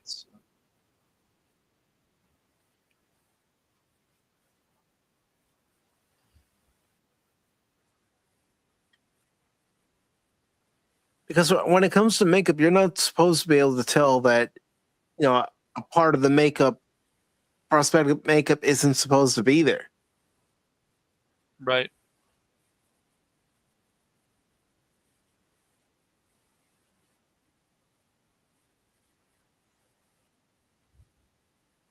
Another callback to Next Generation.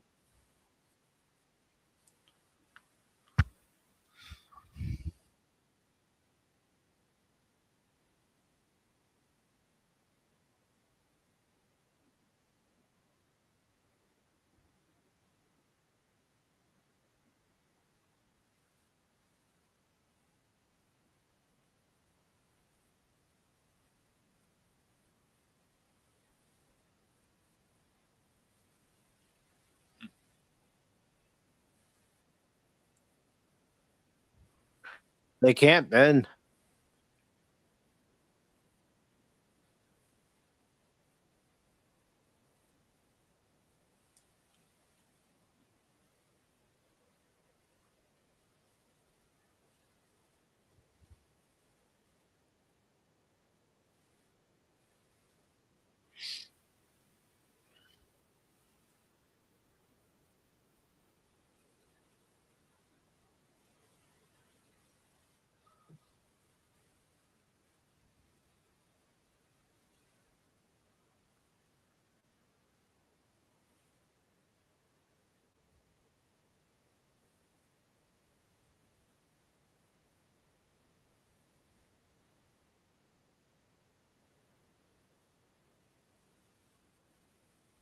Let's see how seamlessly they did that, Cash. Mm-hmm.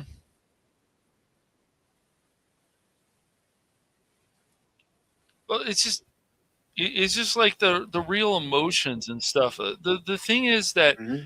the other thing that Mike and I, and I'm sure he agrees with this, is just you want to see that raw emotion. Where is all this stuff? Make us care. Character dies. Character does something heroic. Character does this. Make us care. Mm-hmm. I mean, the fact that in a season 2 episode, Nog goes to Cisco and says that he doesn't want to end up like his father, Mm-hmm. barely making a living and barely surviving. He wants to make something of himself. That's why he wants to join Starfleet.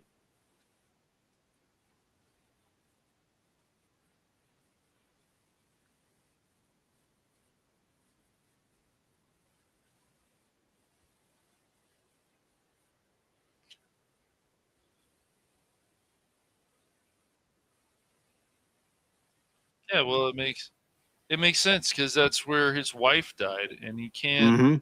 Mm-hmm. That would be very hard to deal with. So Yep. that's why I And that, always tell people. I know this is a show and stuff, but these kind of things, people have lost loved ones and stuff. But people that tell you it doesn't matter if a good friend dies or whatever, or get over it. It's just they don't understand. people And grieve it. People grieve in their own way. that's right. Tomorrow will mark 22 years since my father passed away. Hmm. Then on the 25th, it'll be 5 years since my mom passed away. Yeah, well, I mean, my good friend and mentor died of brain cancer in 2006. So.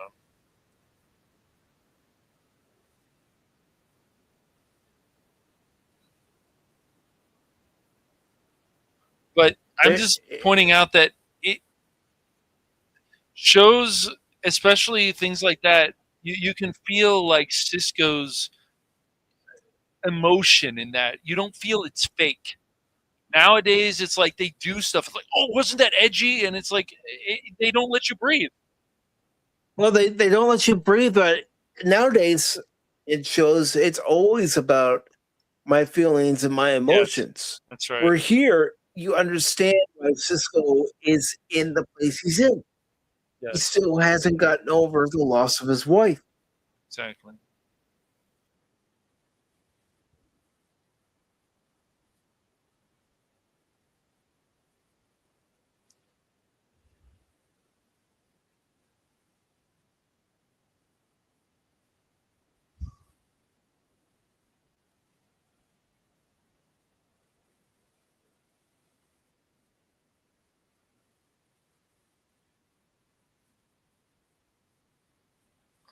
Yeah. Kira's ready to fight.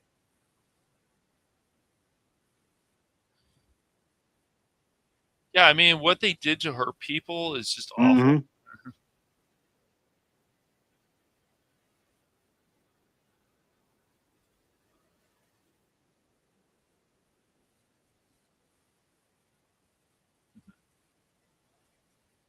Nope, don't get into a game of cards with Kira because she'll call your bluff.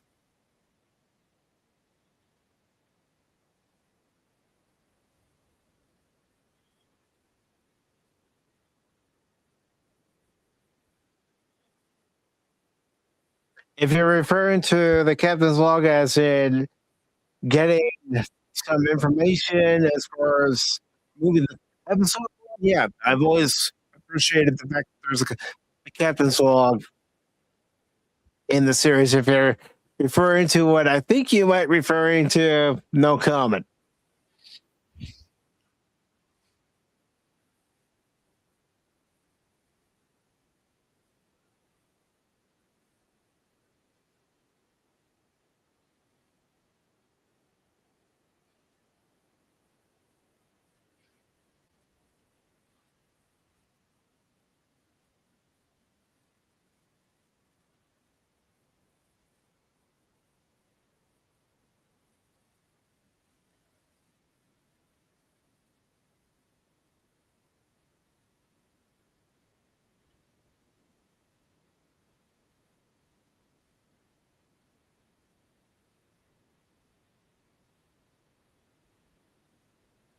It seems it was modern trick cash.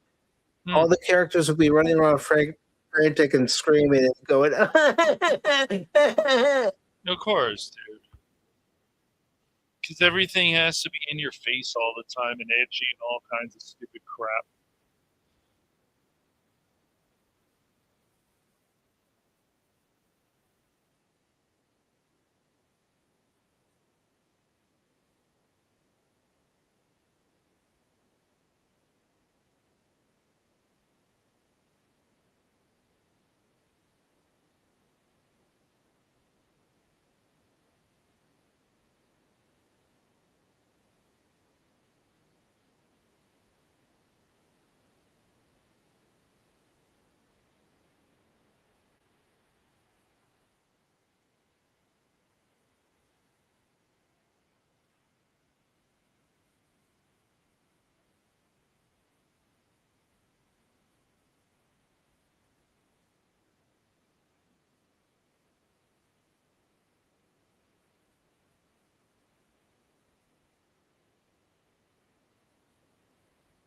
Yep.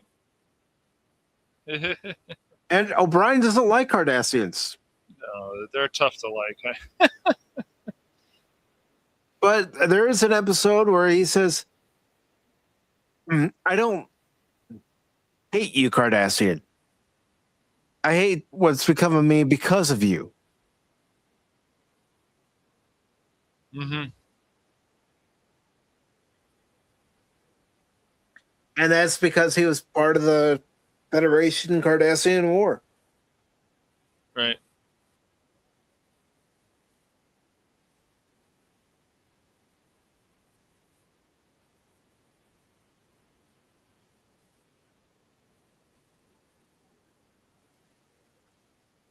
Now, let me ask you, Cash, did you like Kira's hairstyle here in this first episode, or It's not bad. short look that she had for the remainder of the series? It was okay. It's not bad. I've seen worse. It was pretty good. I mean, I'll be honest. None of Visitor had the style of haircut that a lot of women had back in the 90s. I mean, you know, and women will probably get mad for me to say this, but a lot of women in general, even on shows and whatever, they can't pull off the short hair for whatever reason. No. There's men who can't pull off certain things either.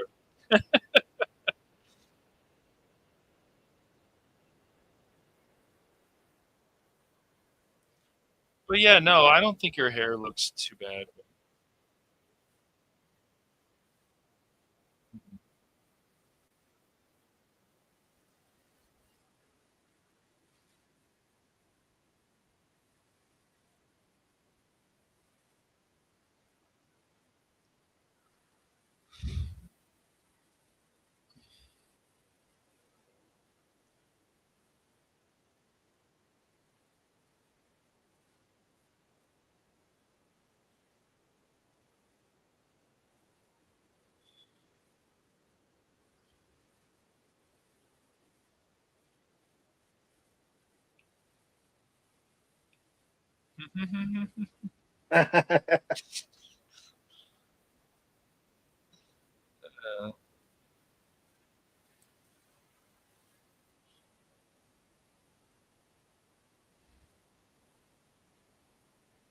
And I will also say people ruin stuff too. Like before, it's like, oh, that looks interesting, or then the people that take it over, they ruin it for everybody else because of their attitudes. And then you see the face, and you see the hair, and you see the color, and you're like, oh no. Yeah. But before it was like, oh, that was kind of cool, actually, you know. I mean, anytime you're taking on a legacy show, you should respect what's come before and not make fun of it and diss it in any way, shape, or fashion. I've seen That's just my people do weird things to their earlobes and earrings and stuff. It looked weird, but I'm like, man, that must have been something. But it was just weird and stuff. But now it's like when activists and stuff get involved, and you see all these people from TikTok and so on with the septum rings and the stuff, you're like, I don't know. See, I think that's a warning. Yeah. And you shouldn't feel that way. You really shouldn't. But you shouldn't. But stuff is happening. We do. You're like, yep.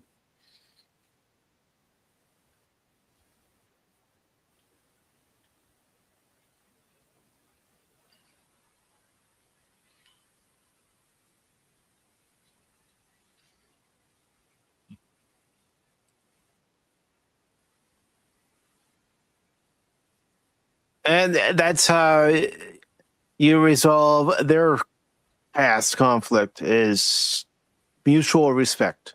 Yes. Cisco knows that he wants to stay. Carter knows that DS9 is in good hands.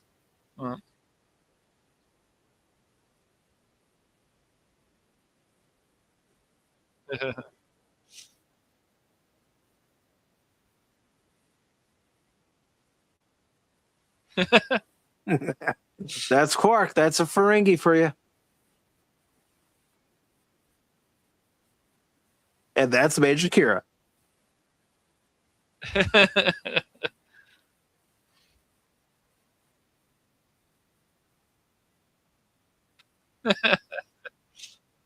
See, they probably wouldn't even make those jokes anymore. No, they'd have Kira say, "You're so misogynist." Oh yeah, she's very Kira. feisty. Kira is feisty. Mm-hmm.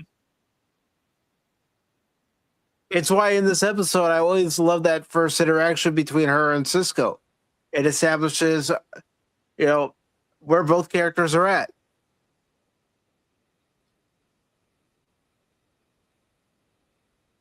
And that's the end of the first episode of what would become, and still is, the greatest Star Trek spinoff ever produced. And John Noah Hertzler, also known as J.G. Hertzler, would come back and play General Martok.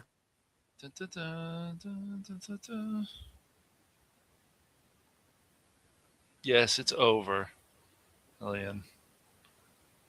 Yes. Yeah. Unfortunately, it is over. The episode has completed. But it's still a great episode. I mean, I've watched this episode several times since it premiered on that Tuesday back in January of '93. And I don't get tired of it. I don't get tired of good Star Trek. No, you can't. There's a lot of stuff that people have grown up with and what's happened to it and how it's insulting and it's this and that. That's why, if you ever do decide to go to any of these conventions and you want to talk to these people, you can be somewhat respectful, but remember, they're not respectful to the fans, a lot of them. So do they deserve to be called names? Maybe. I mean, they'll go out and they'll call us names. They don't care. Nope. They'll say that we're gatekeeping because we don't like the current status of Star Wars, Star Trek, Doctor Who, you name it. Yep. We don't. We just don't. they're just missing the points. The problem is that they want things that are less. And then I even read something about Tomb Raider and why females are care about Laura to an extent, why they want it. But it's like, that's fine and all, but here's the problem. It's the people that are running it. Sophie Turner could turn out, if she cares a lot, can turn out to be a really good Lara Croft. All these people, even new people, they can turn out to be really good at the role as long as they care. But it's also all the people behind this. It's not just the actors, it's the people who write these shows, these movies. I mean, why is something like Gladiator always going to be memorable? Not 2, but Gladiator, because it's just a great story.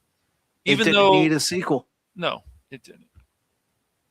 It didn't need a sequel. I don't know, but they always miss the point. It doesn't matter if it's like a humor and they're like, let's make a bathroom joke. They go overboard instead of just something simple, like the Frank Drebin thing, where he's in the bathroom in the urinals, and then he's like, has the mic. Simple, but it's effective. And so that's why, like, and then there's other times that they, like, Star Trek right now, Star Trek would actually do bathroom humor just because they can. Just like She-Hulk did these things, just like these characters were never about any of this stuff. It doesn't matter what their politics were. We didn't know about that because it didn't matter, because there were more important things going on. Mm-hmm. But they want to push this stuff, and then all these other fan people are like, yeah, this is amazing, this is great. All because they're getting that message, or they're getting that checkbox, or they're getting this. And sure, we've always had checkboxes, but the thing is, it was not just one thing. It was always more and more and more. And you look at some character like Cisco, he's just great. It doesn't matter that he's black. That has nothing to do with it. He's just a great captain. It has absolutely nothing to do with the color of the man's skin. No. It has everything to do with the content of that particular character. The fact that character has growth, has change. Yep. Is willing to take risk that need to be taken to not only protect Bajor, but also protect the lives of the officers and crew on board Deep Space Nine. Yep, exactly. So that's just the whole thing. I mean, like, yeah, we've had characters that have actually been considered misogynistic, but it's part of their character. Mm-hmm. And then they grow. The Ferengi. Yeah. Yes, they grow. They objectify women. Grows, yes. But Quark has to grow, and then he starts getting along. This is what happens with characters. People that care about these characters that they've made or written will have the characters grow. Anakin grew. It doesn't matter. Yes, there were times that he was whiny and this and that, and you understood, but there are other times you're like, okay, I see why this is happening.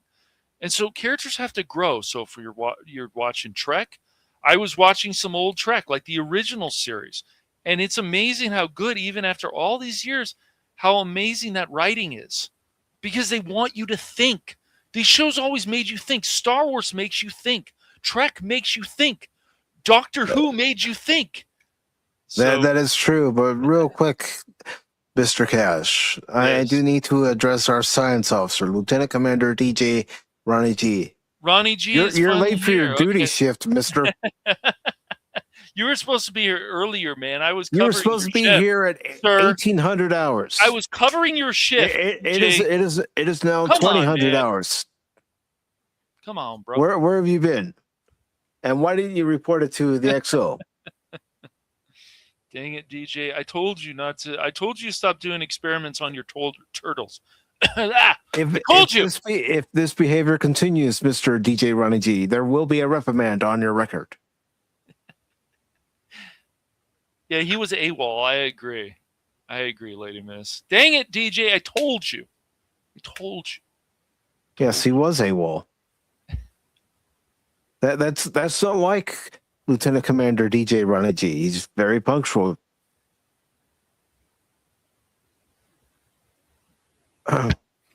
To quote Picard from Insurrection, Mr. DJ Ronnie G, I don't know how they they do it in the Staten Island station. But here on Pacific 404, we report for duty on time.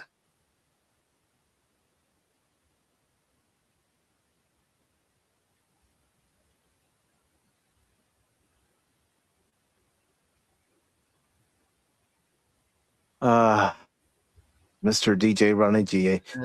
I think we're gonna have to have a few words with you, Mister. You know, we're gonna put you in the break for a little while, dude. Apologize, not apologize. Actually, I thought I would put him in waste extraction. Okay. I see. Yep. And the Admiral says, get down and knock out 10. TJ Ronnie G. Yeah, I mean, Deep Space Nine, it's always been one of my favorites. And yeah, it didn't start off that way. No. But I didn't give up on the show. I can remember even my dad asking me one day, he's all, why do you keep watching that show? It doesn't feel like Star Trek. I said, because there's something about it I enjoy. I like how the characters are shaping up. All right. The transporter room has a lock on the DJ Ronnie G signal. I'm being directly ops.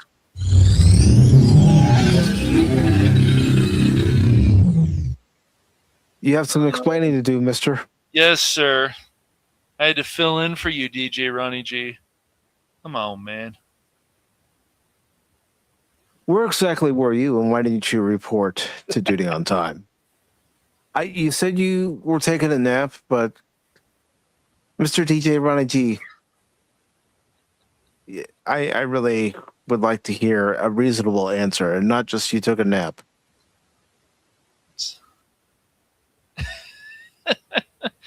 He's messing around with his turtles. He's doing experiments.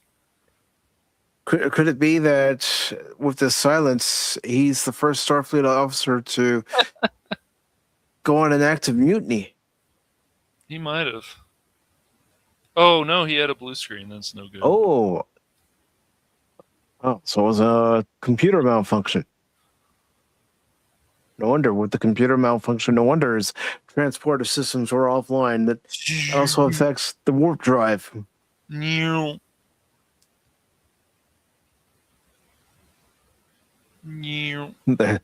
no sleeping here on Pacific 404.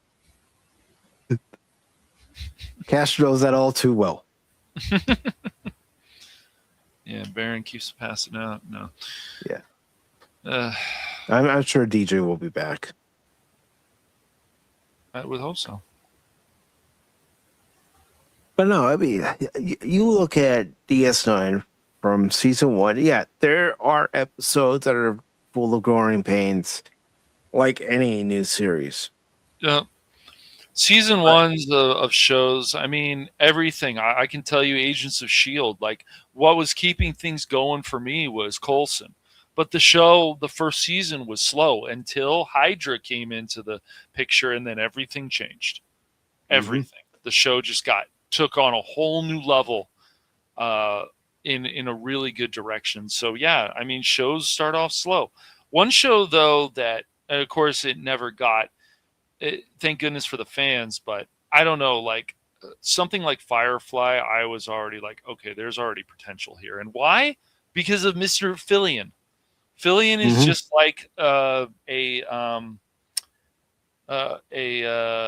Selleck or whatever. He just commands shows. It's his presence. It's just something about the guy. There's other people, just like Sigourney Weaver. She has a presence. The world, Avery Brooks, when you saw him in Spencer for Hire, he had a presence. Yep. You see him here on Deep Space Nine, he has a presence. And I'm reintegrating DJ's pattern into the pattern buffer of the transporter, and now I'm going to reassemble him. Energizing.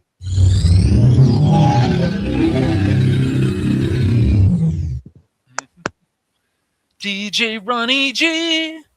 I can't believe. Number one, I just emerged from this. I got my mobile communicator. I had to use my comm badge because my communication console. I bought it from a Ferengi on Deep Space Nine, and it gave me a blue screen, which I thought was supposed to be a good thing. He told me it was a good thing. Quark told me this would be a good thing to have a blue screen, but I'm sure it he seemed did. like on the contrary. But I'm very sorry. I fucking pardon my language. I freaking lost track of time, and then like I was in this alternate universe known as a nap. Had this weird dream. I had a weird dream that I was flying around my neighborhood. Not that I had anything to do with In other the show. words, after you bought the communication device from Quark, you went up to one of Quark's hollow suites, you ran the program, and you completely lost track of time. DJ, I mean, the last time I had a blue screen was like there was something wrong with the. I'm being a nerd. I'm being a dork. I'm being me, Helion. Just say that. Helion's like, what? What's going on here? Chicken. Helion Well, chicken. that's the thing. It was after Voyager returned. They took something from the logs, apparently something to do with a Captain Ransom, and it was this weird VR headset I used before my nap. Mm-hmm. So, DJ, I just want to ask you, when it comes to the episode Emissary, the first episode of Deep Space Nine, what are your thoughts on it? Well, I always liked the beginning, and when like what's his name, Julian Bashir's all smug, he's like, this is the stuff, frontier medicine, and then like Kieran Reese is all like, oh yeah, we're a simple folk over here, and he like realizes, oh shit, I just insulted one of the locals. But as far as episodes go, I mean, it introduces you to like a few things at the same time, right? I mean, like, right, you get that moment where you get that connection between TNG and DS9, where like they're literally on the Enterprise. You got the holodeck situation and all of that, and then they get to the beautiful state. Actually, Kevin, sorry, I forgot about the beginning of the episode. I loved the way they integrate Battle of Wolf 359. My God, I missed out on that, didn't I? My God, that shit was cool. Like they used one of the escape pods to go out the back of the shuttle bay too. I mean, that was cool. And then they had a big window in the back of it. They had to design a new escape pod just so there would be a window in the back for Cisco to get that view. Yeah, and I don't know if you noticed it in the thumbnail, but that's where my screen capture came from, was Cisco looking out the window, and you can see the reflection of the Borg cube. Oh. I didn't see the thumbnail yet. I was too busy rebooting my machine. Well, I didn't have to reboot my machine. It did it for me automatically. Hey, Google, stop.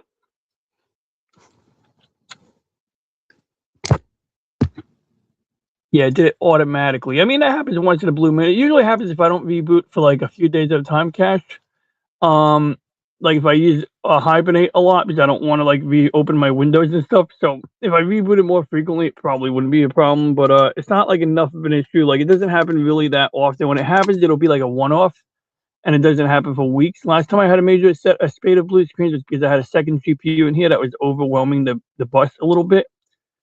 But I mean, the episode gets you introduced to everything that you need to know, gets the setting, shows you this weird element about the religion of the Bajorans. That's like something that comes out of left field as a Trekkie, like, where, you're like, okay, they got to deal with this now. It's like, this is not Starfleet's backyard anymore. And it looks like I'm going to be beaming again, so I'm going to hang up my communicator. Kirk, science officer out. That was nearly stolen valor right there when I said Kirk out. And yeah, I'm sorry, I didn't mean to say Kirk out. That was stolen valor. I believe that's what Barron would call it, because saying that I'm a captain when I'm not a captain, that's stolen valor right there. You have the rank of lieutenant commander. I hear you're due for a promotion. I might be, but I have a feeling it's a reprimand on my record at the moment. I'm not sure if I can make up for it with scrubbing a plasma manifold. Oh, I was going to have you in waste extraction. Well, waste extraction, that's actually easy these days. It's not like that cartoon portrays it at all. And then there's a few dings on the hull that need to be buffed out, repaired. So I'm going to need you to get into an environmental suit and conduct some repairs on the hull.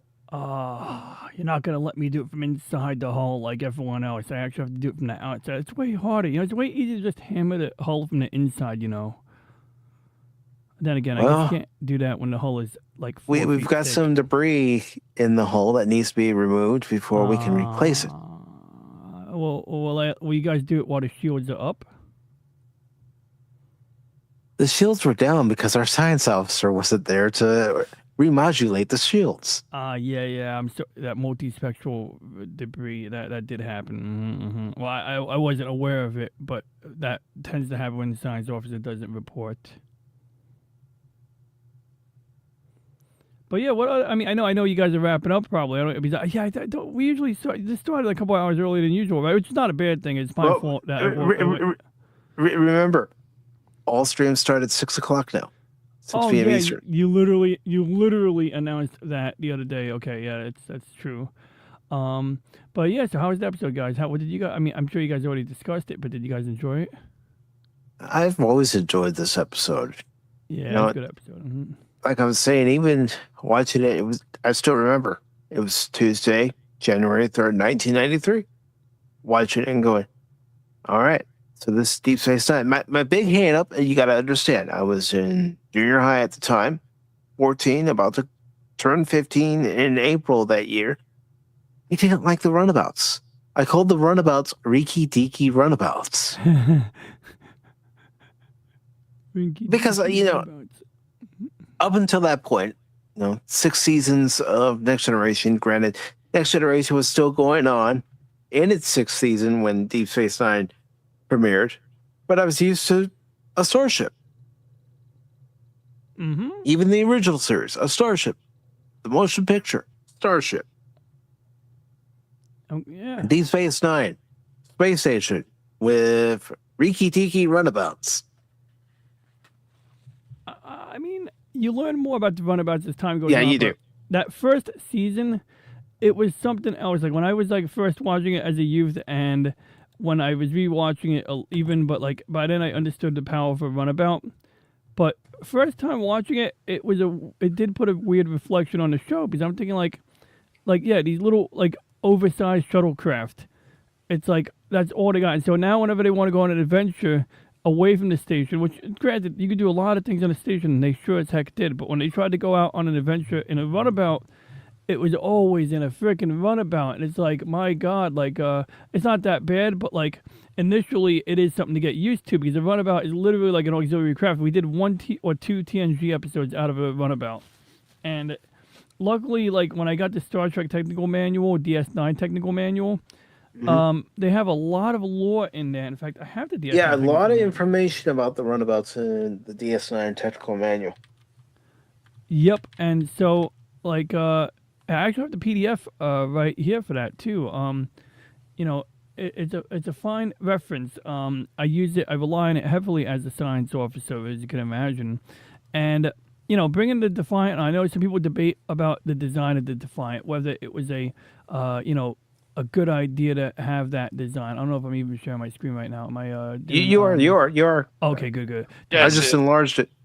Cool, but I remember a friend of mine had a discussion about, and I watched a video from some guy, I think it was Laser Pig, and he has some funny thoughts about the front section where it looks like it turns out this part can be ejected. So the debate is this really a weapon? Because you got your sensor array and one of your docking ports there.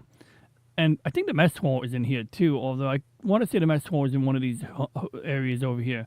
But the logic the guy came up with, how about we just say it's an ejectable section. If it gets damaged in combat, you can remove it, put a new one on, and effect repairs on the other part or something like that. It's okay, fair enough, that works, Well, just like with the runabouts, there was a section of the runabouts that could be ejected in case of emergency. Mm-hmm. The whole front bit was the flight compartment ejectable? Yeah, that's the part that was ejectable. In that case, I believe we have the runabout in here.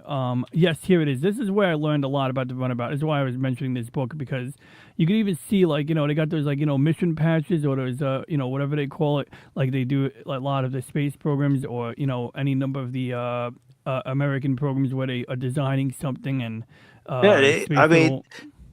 these patches and emblems, go back to World War II, if not further.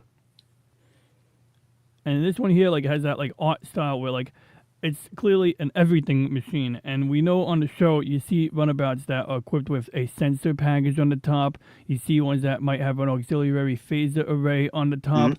Or torpedo. Yeah, the torpedo launcher, absolutely. And so those are all great examples. And I remember even like I'm trying to remember if I know Cisco worked on the Defiant project, but did he work on the Runabout project as well? No, as far as I know, it was only the Defiant project that he worked on. Gotcha. But at Utopia Phoenicia. Yep. Okay. He's like, I mean, like that. That's why he, I guess, knew about the Defiant or knew the Defiant well enough to believe that it could be used for the mission at hand. And look, I mean, like I know people complain about Defiant sometimes. I think like it spiced up the show. You got away from those rinky-dinky runabouts, as you put it, and you got a cool Defiant. But even like in the episode where they go into the, they meet they go with the, or is it not the Phoenix? What the heck was the ship called? The Legacy Odyssey.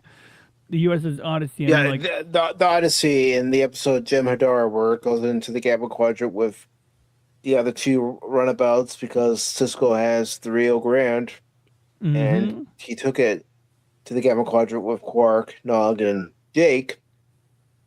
But the Odyssey gets there in the episode Jim Hadar. Of course, the Jim Hadar fighter does a kamikaze attack and destroys the Odyssey.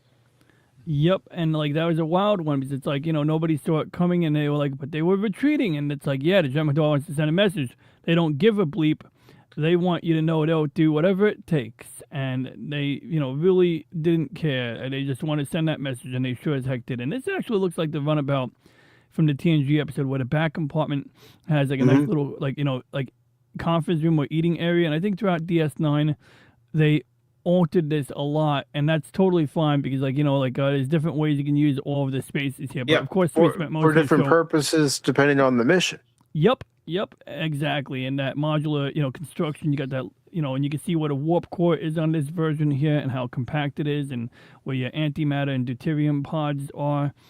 But it's really like not as rinky dink once you get once you warm up to it a little bit.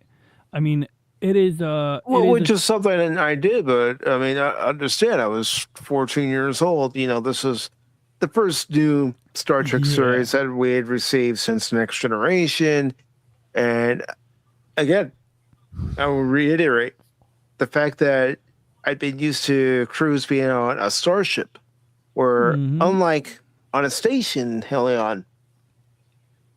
On a station, you can only stay in one particular area. On a starship, you can go throughout multiple points. Yeah, true. Yep. And that's the other thing, too. It's like, we get this big Cardassian station, and then the only Starfleet asset we get for a while, so I'm seeing a couple of Starfleet ships, or a number of Starfleet ships get wasted at the beginning of the show. We just get the Enterprise D for a few minutes. And then we just get runabouts for like a while. We get the runabouts, and then, of course, we get the Cardassian Galore class cruisers. But that is a filthy Cardassian ship. Those run-down rust buckets. Those things should be hauled as garbage, Mike. I think that's what should happen with Starfleet Academy. I think that should be hauled away as garbage. Oh man, did I lose the browser tab with Starfleet Academy? I hear that's not Starfleet Academy. I had a browser tab open before my computer rebooted, and it had a picture that was endemic. And my dad saw the lady, the blonde lady, and goes, "Oh, she's kind of hot." Like, dude, she sounds like an old lady. And I'm not trying to be offensive. It's like, once she's wearing glasses, they don't wear glasses in the future. I understand people have to wear prosthodontic dental work, but it shouldn't sound like it in the 25th century, 29th century. Yeah. I mean, the other one that wore glasses in the future was Kirk. But that's because he was allergic to Retinox 5. Yep, and that's cool. They tied that into the sci-fi. They gave it a good excuse. And sure, go for it. Say more people are allergic to Retinox. That's all right. I wouldn't be so mad if they threw that in as a little gag, But I also remember they changed the console layout of the runabout. So in earlier seasons of DS9, you see a couple extra like rectangular like panels that are kind of like offset from the wall, I guess you would say. But this Mm-hmm. looks like this is like the finalized design in the technical manual here. Oh, look at that. It's the entire warp subsystem. You got the computer core, which has like all your isolinear sheets. I think they're actually sheets like paper. 53 command preprocessors and data analysis units. Okay, isolinear subnodes distributed throughout the runabout, blah, blah, blah. Okay, whatever. So they got a central computer core and they got some decentralized assets that kind of make sense. You got your impulse drive, but it's like they pack a lot of punch in here. And what I saw that was kind of cool was you got the micro torpedo here. And I guess there's a micro torpedo launcher, but Yeah, and that's that small. Look at that. It's like 10, 12 centimeters, 13 centimeters. yeah, that's why it can only carry a certain amount. Mm-hmm. And you're not. That's why I think if it did carry a full torpedo launcher, it would have been like very limited. And then here's a great example of the mission module setup here too, which is interesting. That two reasons I find it interesting. One, because I watched Space 1999, and they have a ship called Eagle 1, and that literally is what Eagle 1 is designed to do. Eagle 1 is why is Google Picture Search giving me everything but Eagle 1? Maybe I gotta type it in. I gotta Eagle 1 Space 1999. I guess they think it's too obscure to put it in a Google search. Okay, there we go. So Eagle 1 from Space 1999, and you can see like it's like you got this like picture right here of the looks like a play set. Is that a model or a play set? It looks cool. Oh wow, that's cool. That must have been on pre-order a long time ago. I bet it's not on pre-order anymore. But this part here, there's actually versions where they don't have the cargo container or the mission container here, or they put a different mission container. They have a combat eagle that's painted a little differently, but generally it's more like you got your pilots up here and you got your weapons and ordnance down here, just like on the pylon of a fighter plane wing. And when I see the fact that you can swap out this central component here, this central compartment, that's sort of like what I saw with the Danube class runabout, which of course Danube, that's a river, and all the other runabouts are named after rivers. And you can see like they got the power connections here, and in some of our naval ships we experimented with mission modules, and I think there's one class of ship where they're doing it right, but for a while they had a class of ship where it just didn't really work out as planned. But so I don't know if they got the idea from this, but this definitely is just a solid example. So I'm glad I was at least able to share some imagery of the runabout, which will be central to DS9 as the series itself progresses, and we watch more episodes in any order, whatever episodes may come up in the future of the adventure continues. Yeah, because I mean, with the runabouts, even though they had the Defiant, the runabouts are still used throughout the entire show. And of course, Steve-O's asking us about the Universe class. Was that the biggest ship at the time that we saw it? That was the biggest ship that we had, and of course it had the name of the Enterprise. It was the Enterprise J. Yeah, I think that thing was exotic looking, like, and like being from the far future. It's one of those designs where they just go over the top of making it look insane, and they take everything about a Starfleet design that we already are familiar with, and they just like make it crazy. And I'm not knocking it. I'm saying that in the sense that like, the warp nacelles don't look like they should even hold themselves together. And and Baron was telling me one time that was one of the things he didn't like about the design was how thin the warp nacelles were.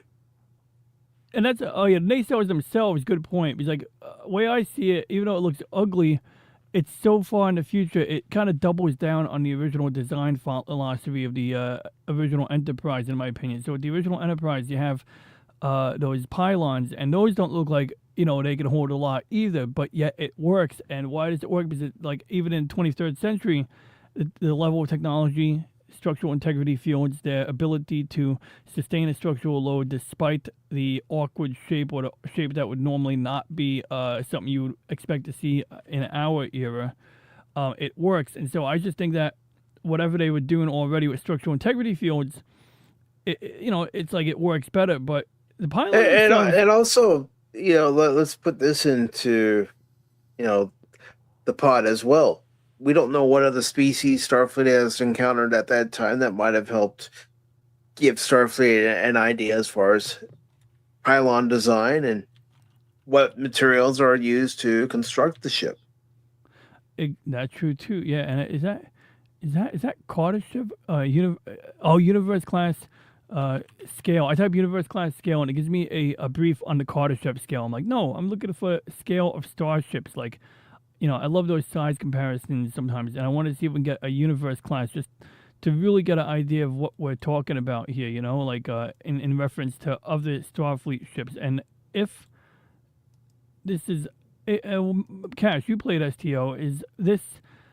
They're pretty faithful in STO when it comes to size class. I don't know what the hell. They usually are. I don't know what the hell Crossfield class is doing there. They've done some good research. There's a few other things that they could do for that game, but the ship combat and the designs of the ship, yeah, I mean they're definitely from all the different Trek shows and all the different. There was definitely some research that went into that game for sure. Well, especially when you have people like Doug Drexler, telling them, okay, this is how this ship would work if it were an actual ship, and also helping to design some ships. And what was great about Star Trek Online was the fact that they actually allowed fans to submit their own designs, and that's how we got the Odyssey class. Yeah, it's so cool. That's a good thing. I think if you really care about your fan base, you should always do stuff like that. Hey, you guys have some designs, you want to submit? Maybe we'll use them, and maybe we won't. But I think that's good. When a show is popular or something like that, then yeah. I think it's good to get involvement, fan involvement, and Yep. cat involvement. Now, just for reference, this here is a Sovereign right over here. And it's a little bit bigger than a Galaxy class on TNG. And then this is your Universe class. And what I never noticed about it, because I've never really seen a hashed out Universe class, right? I see it on the Master Ship's display on Enterprise. That's like the in-universe reference we get to see. We don't necessarily see a full shot of it from the outside, so I don't know how many creative liberties they took, but I'd say the scale of the windows and stuff is right. But it looks like that sources section is separable. I mean, like, it's like built over this big, like, whatever you call it, structure here, So I don't know, it's an interesting ship, though. I'm glad it was mentioned. But yeah, they say it's all puny. And I think we can all address this question from Halion. Who says DS9 isn't a ship that explores. It's a ruin people argue over. How does the broken station visually tell you what kind of Star Trek series this will be?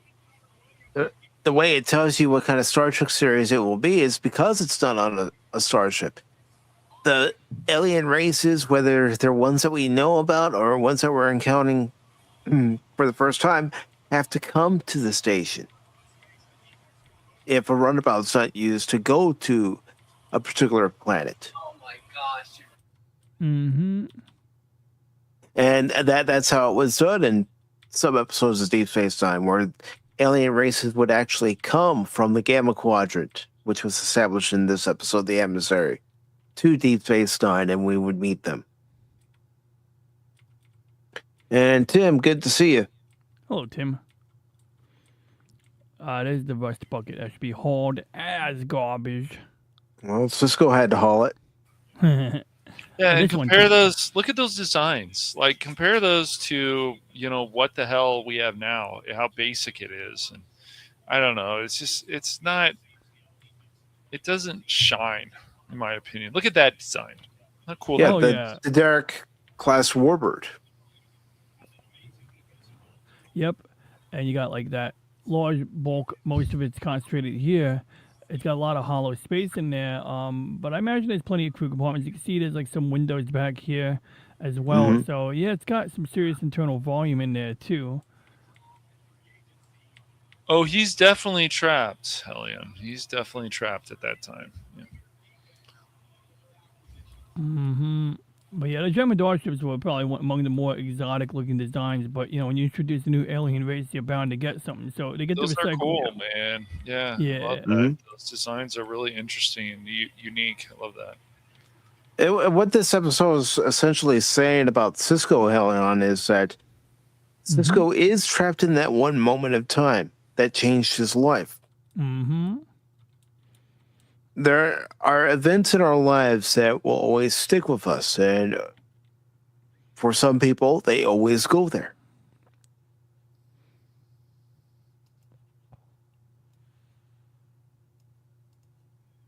And Tim says Star Trek from 66 to 2005 had ships that looked like real Navy ships. Well, I mean, take a look at it. Enterprise, for instance. I mean, DJ, you and I had talked about this a couple weeks ago. Mm-hmm. But Enterprise, you can see how heavily influenced it was by naval ships, submarines, battleships, cruisers, aircraft carriers. Mm-hmm. Yeah, that's a cool design too. I love that. Mm-hmm. Yeah. Yeah, some of these are weird variants. Like I think these are like almost like kit bashes in some cases. Like Yeah. this one's a popular kit bash. It's a Maquis Raider, I think, combined with the Voyager hardware and scaled Yeah, up. and that's how they came up with other classes of ships, like the Nebula class. That was a kit bash of the Galaxy class. Okay, let's remove the neck. Let's flip the nacelle pylons upside down and stick the saucer section right onto the secondary hull, and there you go. A new class of ship. And, you know, we'll also add a module that could be used for sensors or photon torpedoes or whatever the mission parameters happen to be.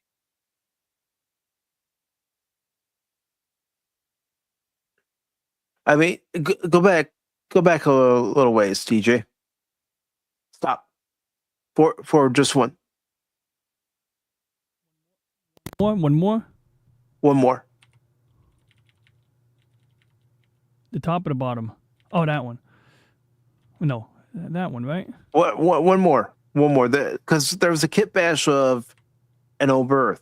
Birth kit bash. Okay, Yeah. that's not Birth, right? No. No. There it is. Oh yeah.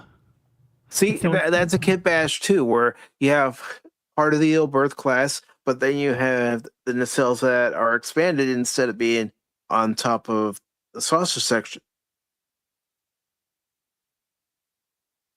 I like that design. And it also conforms to the rules because, like in Star Trek, typically a ship is, nacelles have to be in line of sight of each other. At least that's generally how they do it. And one of the arguments is that, maybe it's something to do with the warp field mechanics. Maybe it's the fact that a warp nacelle is this high energy thing that will incinerate you if you're too close to it. But, I can see maybe they found a way to make it work on Oberth class because of the weak warp engines. But if you need more speed or you're going to put this thing to work in a war, then yeah, attaching Oberth saucer gives you everything you need to do command and control. Using secondary hull of an Excelsior is going to give you everything else you need to get the performance that you need without necessarily building that large saucer. Mm-hmm. And again, even Andrew Probert was very adamant about making sure that when he designed both the original Ambassador class starship and the Enterprise D, that the nacelles followed the rule of being within the line of sight.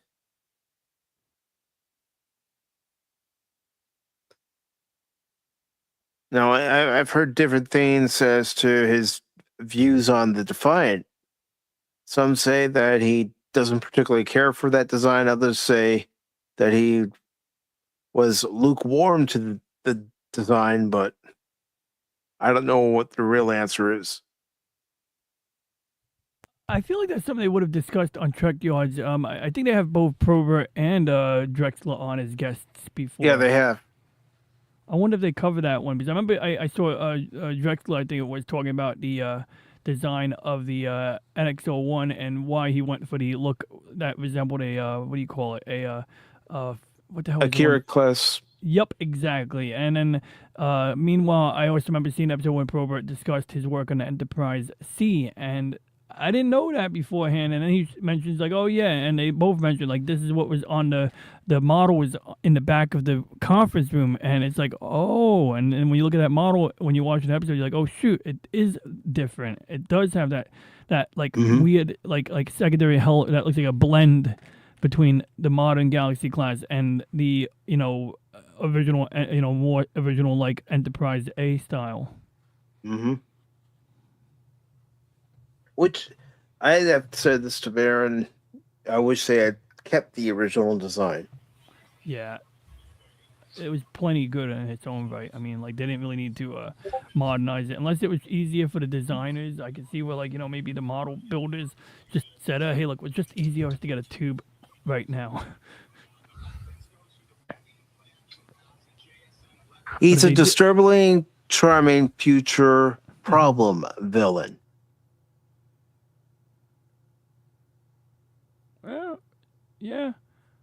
I would say, what do you like? Well, it depends. Sometimes Ducat Yeah. could be. You could even grows on you sometimes. Like I remember that episode Yeah. when he brought Cisco to his planet to like observe their operations because they were working on a situation with the Maquis. And honestly, I started to like the guy. It was when the Defiant was stolen. Mm-hmm. That was it. What a situation! And I remember the Obsidian Order. They had some friction with the Obsidian Order in that episode. Ooh, U-505 in Chicago. That's cool. They got a U-boat in Chicago that you can go, and I think you can even board it. I think they had to get it into the Great Lakes.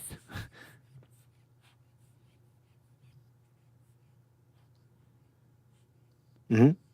I mean, it just goes to show when they design the corridors of the interior of the ship and also the exterior of the ship, they did pay attention to naval design. I mean, Matt Jeffries, who designed the original Enterprise, he was in the Navy.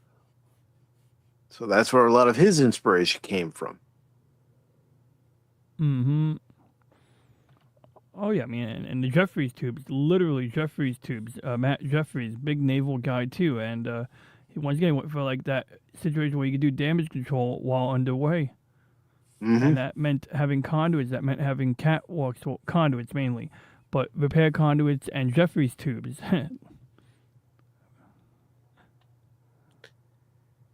I mean, Enterprise had its access ways for emergency repairs, and they also used them to hide from various alien species that were scanning Enterprise and onboard Enterprise. Oh, yeah.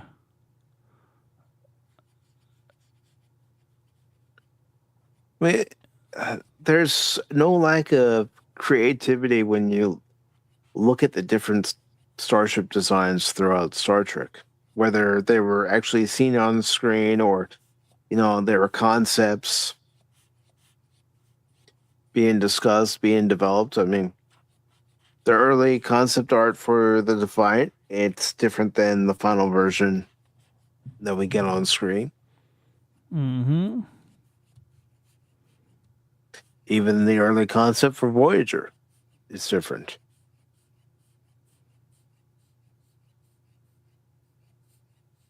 But Cash, what do you think about the various ship designs and creativity?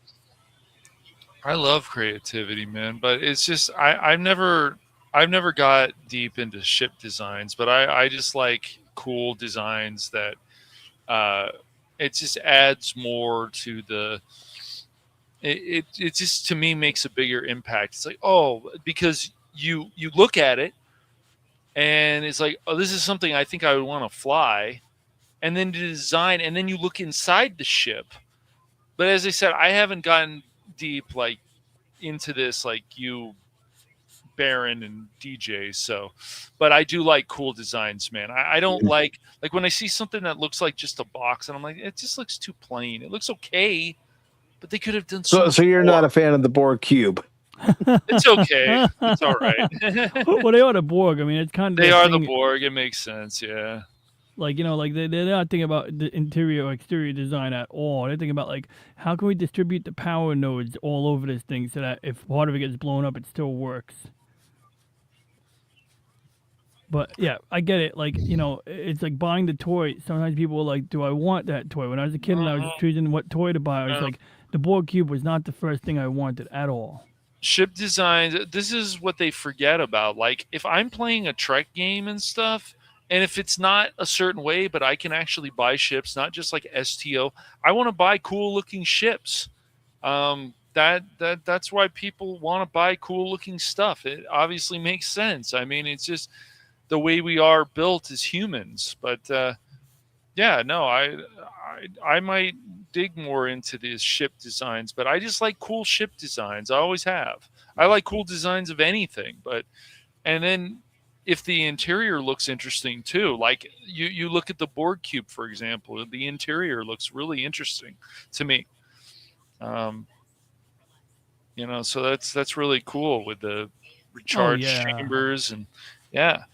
And then the way the Enterprise always looked in the different areas, and when they went up the ladder and they go into the vents, and like I don't know, I just always care about that stuff. But yeah, I have always like cool ship designs. I've just never gotten into it as like some of you guys, but maybe I'll get more into it. And Helion, to be perfectly honest with you, if you really want to get into Deep Space Nine, I would recommend you start watching Next Generation. Mm-hmm. Yeah, I agree. Because of the fact that the Cardassians are introduced in Next Generation, the Bajorans are introduced in Next Generation, and the Ferengi and elements of this episode are first introduced in Star Trek: The Next Generation. Yeah, including the species, the Bajoran, and they sort of not really hashed out in detail, but I'm sure did the episode go into detail that it was basically like 50 years under Cardassian occupation? 60. 60, wow. Yeah.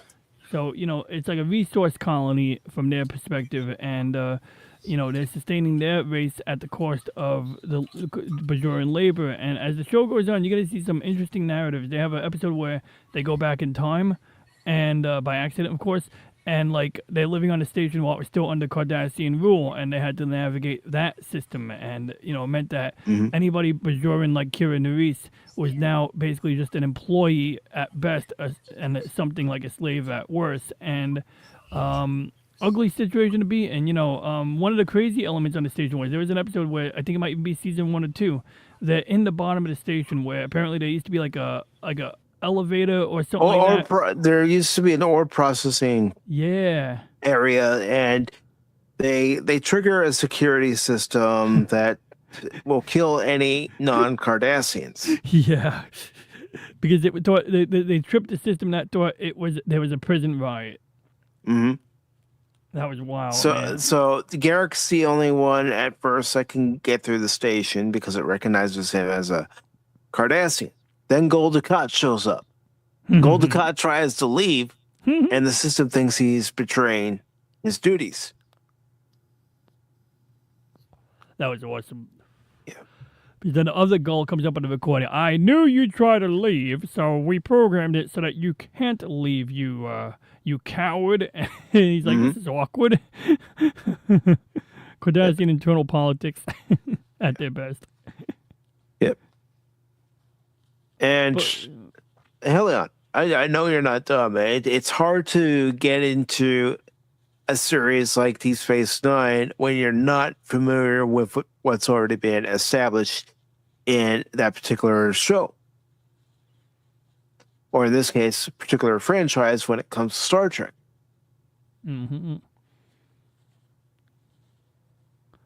I don't know if I would have enjoyed Deep Space Nine as much if that was my first Star Trek series to get into without knowing a lot of lore. Oh, yeah. Yeah. Well, and there's a number of people who don't care about lore and this and that. I wish they did, but they just don't. So as long as there's flashy stuff and there's bang, bang, boom, boom, boom, they're all happy. So fine, whatever. Yeah, TNG is great, but like I was saying throughout this broadcast, when Deep Space Nine started, it did take it a while, but it became my favorite very quickly, especially by the end of season 2 with the introduction of the Dominion and Jem'Hadar. Then you go into season 3 with the Defiant being introduced, and by the time the show was done, it solidified itself as the best Star Trek spin-off series. I think it's better than Voyager. I think it's better than Next Generation. I think it's better than Enterprise. And I certainly think it's better than anything that Kurtzman has tried to produce in the last 9 years. Mm-hmm. It's like a low bar, but yeah, you're right. I mean, like, gosh, like, I can't believe Kurtzman's been on the case for as long as he has been on the case. Like, has it been 20 years already? Something like, yeah, he's been there a long time. Gosh, it's almost been 20 years. I mean, he was on the 2009 Star Trek writing team for that J.J. Abrams movie. Oh, dear. Him and Robert Orsi. Those, yeah, no. You can take or leave those films. I don't really think there may be. They're not Star Trek. They're just what did Crit put it as, action films? Yeah, they're good action films. Ellen, the fact that you're asking questions and you're curious Nothing shows wrong. me that you have maybe not invested interest, but you're willing to learn about the universe. And there are many of us who could teach you about the universe of Star Trek and try to help you understand the Star Trek lingo, especially when it comes to technobabble. Just anytime you get into something, just take it slow and just Yeah, go from there. don't rush don't into rush anything. You'll drive yourself crazy. So, I mean, I know science fiction, Star Trek, Star Wars, all that isn't something that everyone's interested in. they're not, and that's fine. This stuff is not for everybody. But if you're willing to ask questions and you're willing to learn, that there are people like us who will say, well, this is why this is important in this episode. This is, why Sisko is still trapped in the past, because that's where he lost his wife during a horrendous battle, a battle that the Federation couldn't win. Yeah, exactly. And Cisco's going to make a mistake. He's going to make mistakes. Kira's going to make mistakes. They all make mistakes. Odo makes Once again, mistakes. Bashir. Characters that are flawed have always proven to be the best characters because they are flawed and they have to build. And this is what they want to forget now. And it just continues on. We'll see.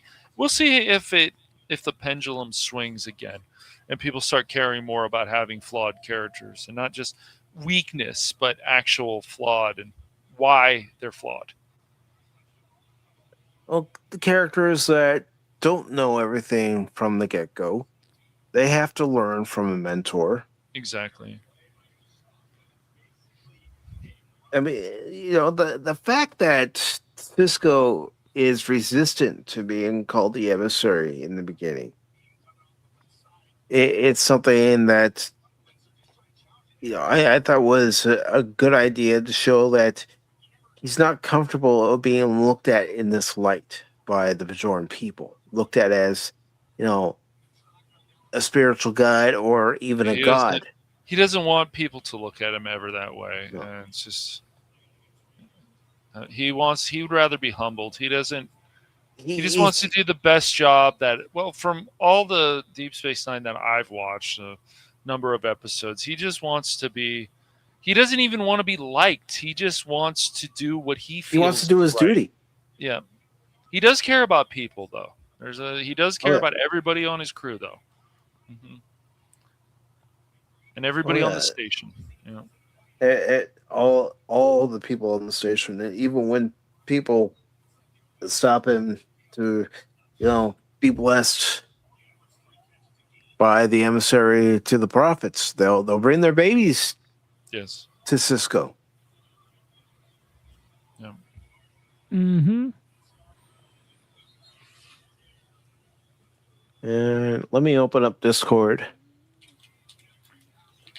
And I was thinking early in the series, like Sisko is grappling with like wormhole aliens. They all want to just call them wormhole aliens, and it's like nobody wants to call them the prophets. They're like, there's some kooky religion stuff here, guys, and they're like, everyone's like, no, that's part of our belief. And then they see miracles from the prophets. Like, well, I don't know what they are, but I guess I'll call them the prophets.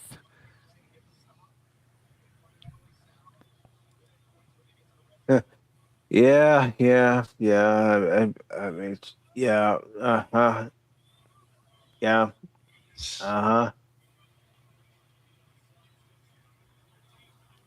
But you gotta admit, I know this is just a meme, but you gotta admit, the menagerie was a clever way of putting in that original pilot of the cage.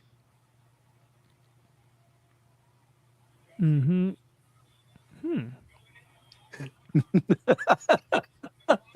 Oh, Tim. Oh, Tim. If you guys go to the Discord, it's the one with Fry from Futurama. That's the one I'm going, oh, Tim. Oh no. Release the memes. Yeah. Of course. Pigs in space. Oink oink.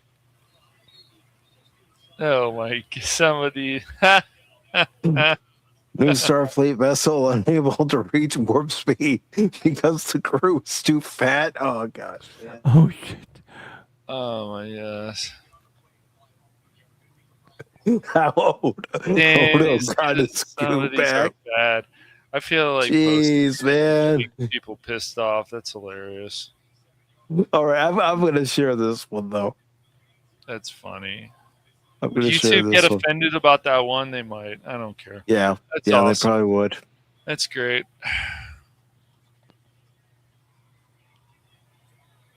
I mean, I can still show. Oh, I can still show them. I don't give a shit. Keeping up with the Kardashians.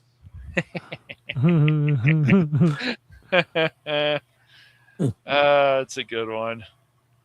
See how it just doesn't look right. No.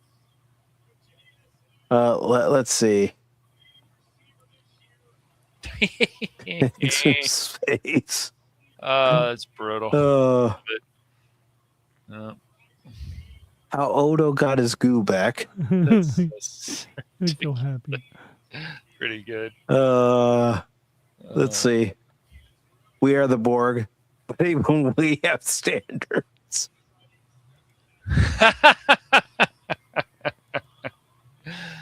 Not bad. Not bad. Yeah, this is the one that was going, oh my God. New Starfleet vessel unable to reach warp speed because the crew is too fat. Babylon B did it again, man. Of course. Love it. Yep. Very exciting. I want to believe there's a Starship Enterprise out there. Oh, yeah. Boldly going where no one has gone before. Oh my God. Our chief engineer is trying to deploy a makeshift solar cell. We have high hopes that this will be successful, generate power to keep us alive. Well, Should we put that Fry one in there just for reactions in one of the other Discords? I don't know. That's so brutal, man. I'm showing it. I'm not sure if Star Trek or ICE protesters from Minnesota. God, Tim. You went for the jugular on that one, man. And then, of course, the Menagerie, an episode of Star Trek where they sit around watching an episode of Star Trek. All right, woohoo! Let's see. Let me get to this last one here. Don't brush your teeth with your left hand. Well, why not? See, because a toothbrush works a lot better. It's the thing is, a lot of the aliens, I believe, and I will always believe, they're like, oh, hey, yeah, oh my gosh, what is wrong with these humans? All right, I'm out. All right, let's get what did they say? A Slurpee? Let's get a Slurpee and we're gone. We're done. That's what I believe a lot of the aliens are like. These humans are ridiculous, man. I'm out. So they would go hide somewhere. Yeah. I just really believe that. I really do. These aliens, like, no, they're too crazy for us. There's no way. No. We don't want to make contact with them yet. Here's me loving, how maybe Star Trek used to be, looking at new Star Trek and saying, computer, activate auto-destruct sequence. Hello, computer. Yeah. Well, you have to use the mouse. So quaint. I think something like that. Yeah. Computer. Hello, Hello, computer. computer. Hello, computer. I love that scene. It's great. Asking with it being the 40th anniversary of the voyage home. Yes, we are going to watch it where the adventure continues. I just don't know when yet. Trek 4 is a very good movie. Voyage Home is very good. Yep. The whole whales thing, everything. It's really interesting. Very good film. Very memorable. A lot of good lines. The hell they are your whales. But yeah, a lot of great stuff in there. Yeah. He did a lot of LDS back in the 60s.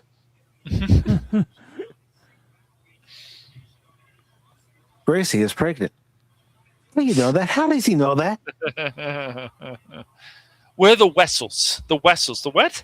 The nuclear vessels. I think they're across the bay. Where are the nuclear Alameda. Wessels?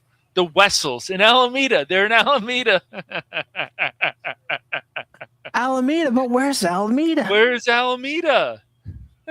I mean, I've mentioned it numerous times, and I'll still mention it over and over again. But that was the first Star Trek movie I watched. No. 4th grade. My one teacher, she was a big Star Trek fan, and she got the VHS, and No. she said, "We're watching this today." Well, okay. Oh, it's Star Trek. I know what Star Trek is. I watched Star Trek, but I hadn't watched a Star Trek movie at that point until that particular afternoon. Yeah. It's like, You know I what's, like this. what's really interesting, Tim, about space exploration and stuff, we haven't, and it's great to see, we haven't had too many accidents. And besides the Challenger and the Columbia, if I remember, had problems. I think it was the Columbia. Yes. Yeah. And we haven't had too many problems with space. And people that do not want to explore space, fine, they don't care. Maybe they're older, they don't care. They should care. Because at some point, this planet will be overrun, and we have to go somewhere else at some point. We're not there yet, and we probably won't be there for a Not long only time. overrun. I mean, any number of things can happen to this True, planet that true, would exactly. I agree. And it's like it can happen at any time. It can Yeah, be the super Apollo inconvenient. 1 fire, right? Yes, right. Mhm. That is the third one. Yes, Yep. that was terrible too. Yes. And see, Star Trek always inspired. That's why we had people join NASA, people become scientists, engineers, wanting to join the Navy Mm-hmm. because of Star Trek. Mm-hmm.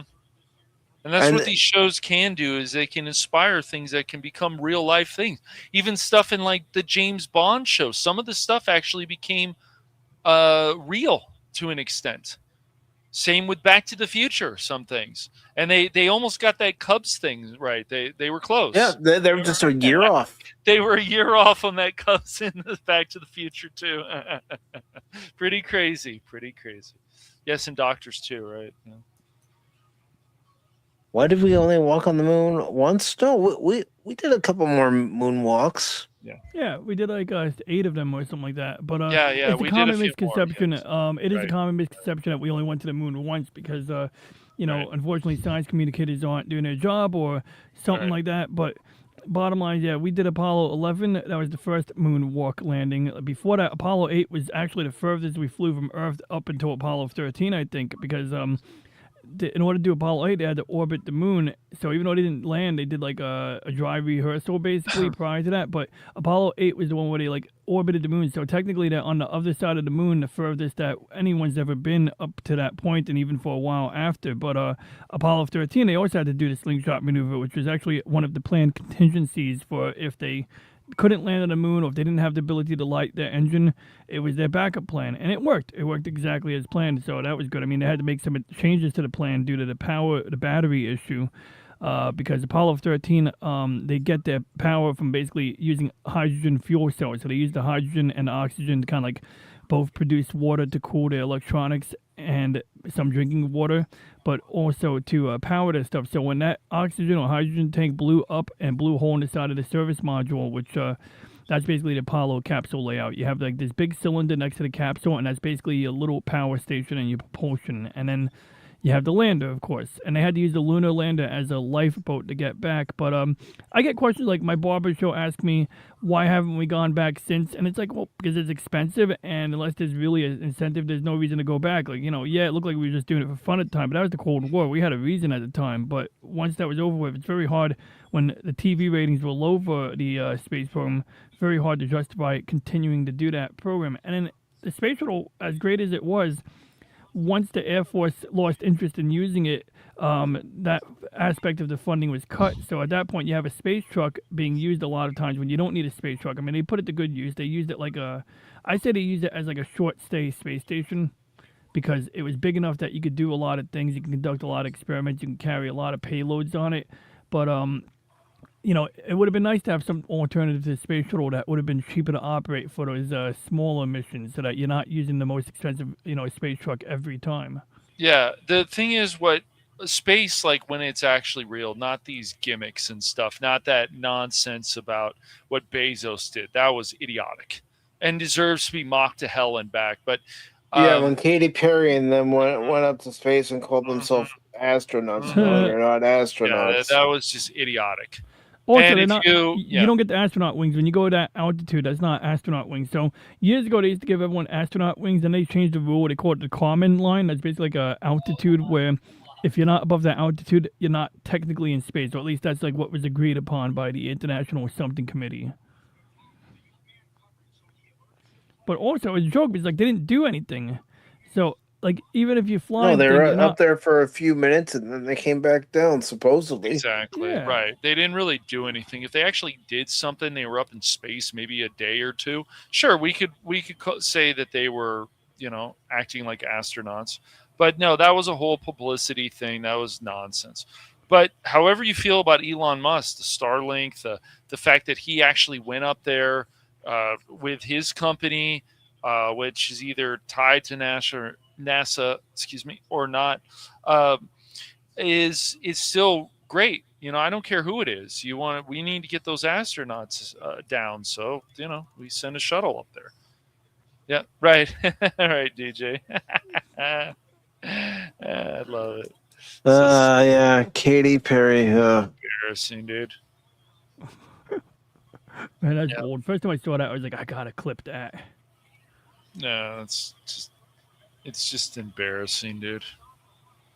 And like I did the whole girl power thing, and not orbit. I was gonna say orbit. No, they were basically the human cannonball. It's like if you look at the flight trajectory, it's literally the human cannonball. They flew the same path as a mortar round would fly, basically a big arch. But also, what's funny was while I was trying to showcase this, I guess the training didn't involve like learning how to not scream. So when you watch the video, you actually hear them. It's like a roller coaster, which I mean, I don't blame them, but if you're gonna try to showcase, something stronger, right. It should have been part of the itinerary, like. Yeah, if it was a real space thing and they really went up and it wasn't some stupid gimmick, they would be up there for longer than 10 minutes or whatever. Maybe a day or two, and actually, or maybe for as long as the crew of the International Space Station was up there before they were finally rescued. Right, right, exactly. And if they really wanted to do that, they would go to the actual space station and look around for maybe a day or two, and then come back down, and they'd be like, "Hey, we were actually acting like astronauts."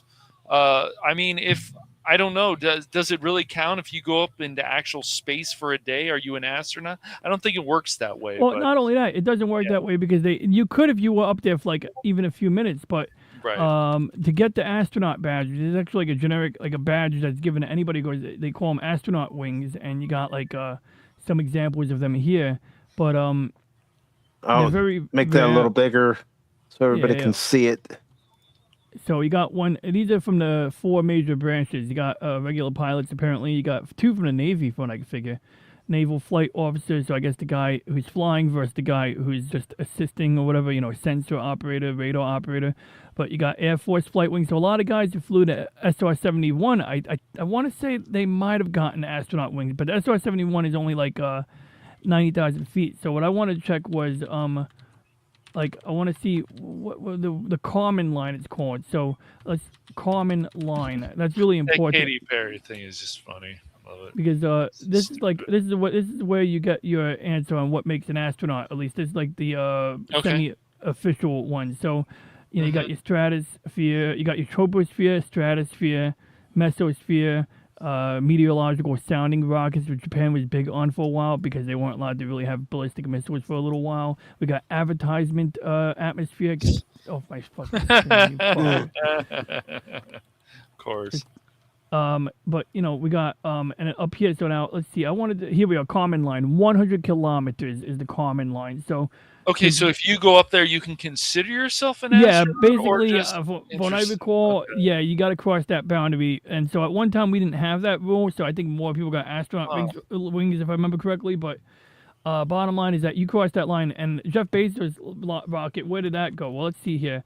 Yeah, where did that Bezos' go? woman rocket. Let me get the rocket name. The rocket name, Blue Origin. What was it called? It had like a designation. So NS-31. Okay, so let's do NS-31 flight path versus common line.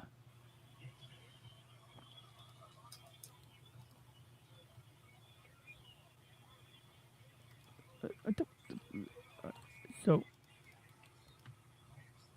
okay, so basically, apparently they might have kissed the common line, but like you said, like it doesn't really count. Like I don't think it's it counts. just the way it was a gimmick. Like, if they really care about all this stuff, like I want to see the training of these people, especially these celebrities.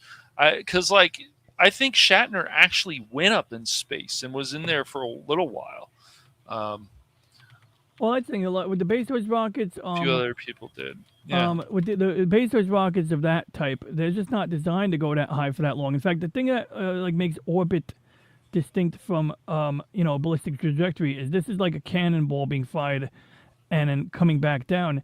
Orbit is when this part of the arc doesn't hit the ground; it basically misses the ground, and like so it's just like let me see if I get I'm not showing the right thing. So yeah, so like. This is the common line. This is supposedly where the NS-31 mission went. I believe it's the same type of rocket that Kirk went on.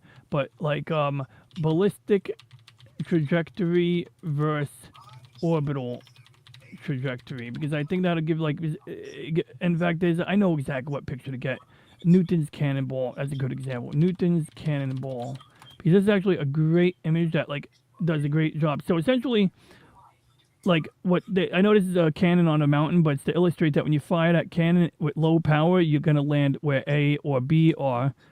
But you can just imagine that a rocket launches up, gets up here, and then when the engines are cut off, it's going to have remaining energy. It's going to make that ballistic arc. It's going to make that arch.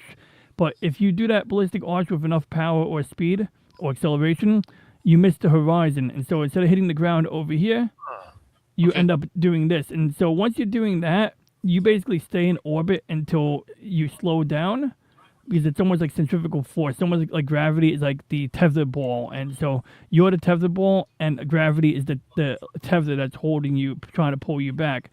So as long as you keep moving fast, which you're going to continue to coast fast until you slow down, or until the atmosphere. Now, there is very thin atmosphere up there. It's like measured in parts per million. But every now and then when the solar cycles occur, or when they transition between solar cycles, the atmosphere will actually expand a bit. And so that creates drag on the ISS. So the ISS actually has to reboost its orbit every year. They have to run an engine for a minute just to keep the speed up. And literally increasing speed gives you more height. Just when you're in orbit, just increasing your speed makes the circle bigger, and reducing your speed makes the circle smaller. And then what ends up happening, this is an elliptical orbit, so at some point, even if you're orbiting on this side, it's still a ballistic trajectory if you're doing, you're going from A to where my mouse is. But you get the idea. So point being is that the Bezos rockets don't even bring people into orbit, and that's a real space mission. If you can stay in orbit, that's a real space mission. That's why when John Glenn went up, even though he wasn't the first to go up compared to Yuri Gagarin's rocket, which I'll give him credit, balls of steel, because the Russian rocket was insane. It didn't land. What they would do is the pilot, the astronaut, the cosmonaut would actually bail out and then deploy a parachute. That's how he landed. That's freaking badass right there. But the John Glenn rocket didn't just do what the Bezos rocket did. So yeah, the first Russian rocket that took Yuri Gagarin up, it basically went on the same trajectory as the Jeff Bezos rocket. When John Glenn went up, he did like 7 orbits, like just free floating orbits. And if he didn't have a retro rocket engine engaged, he would have been stuck up there for far longer than that. And that is, in principle, what makes you an astronaut. Now, that said, I'm not going to take that away from Yuri Gagarin because it still took balls of steel, especially learning that he had to literally bail out with a parachute at like fucking 30,000 feet. I'll give that man credit, you know? Yeah. Because I don't think there's a lot of people, even today, that would bail out at 30,000 feet. Yeah, exactly. So, I don't know, like you said, it was a dumb PR thing. Oh, it was very dumb. And a lot of the news just latched onto it too, like it was extraordinary. It was the dumbest thing in the world, man. It was just really dumb. It was a gimmick. It was fake. It looked ridiculous. She has a dandelion. It looked like it was pre-recorded. Yep. Awful. These things deserve to be mocked to heck forever. And people are like, no, it doesn't. Yeah, it does. Forever. The dandelion thing was like the schlockiest, dumbest thing I've ever seen. It was like... so stupid. I was like, what is this? And at the time, I was looking at a Twitter post where someone was saying space isn't real. And it's like, well, yeah, in fairness, I mean, this is so stupid. I guess I can't blame them. But it's like, yes, space is real, buddy. But yeah, like, it was just like, I was like, she brought a flower up, and then she comes back to the ground, kisses the flower. It was like such right, she kisses the ground. Oh, look at what I did. And then she admits, oh, I shouldn't have done that. It's like, you're just stupid. There's just things that people deserve to be called out on. You're just stupid at this point. You really are. It's just really embarrassing. So, yeah. But yeah, that's what Yuri Gagarin was riding in the Vostok capsule. So basically, like all rockets, most of your stuff is fuel. So the bottom part is really just getting you off the ground and getting you up to a speed where you can do the cannonball maneuver. And then the final stage gives you the kick, and then this the part that he was just orbit or, do his little trajectory in. Anybody else out there that's interested in this, go to a science center. Go to they'll have IMAX thing. Maybe it'll be some kind of narration by an actor or whatever. A lot of interesting stuff you can find out there anywhere, wherever you are. I'm sure any state you can find a science center and somewhere else. You're really interested in this. You learn a lot. And yeah, I mean, I have to drive 2 hours to get to the closest one, but there's still one around. Go to a museum that has a lot of space displays and information. If you're really interested in that, you definitely can find a lot of cool stuff about that.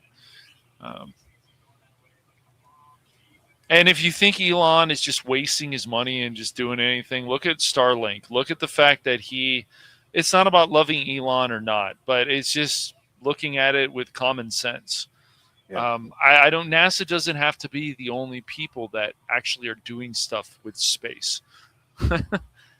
Other billionaires and other people do. Jeff Bezos, I haven't really seen him do really. All I've seen is gimmicks so far. So. But it is a shame that the budget for the space program was cut back to where we don't do our own missions anymore. It was cut. And we've had presidents also in the past, and they have every right to say this, that they don't care at all about space. George W. Bush did care about space.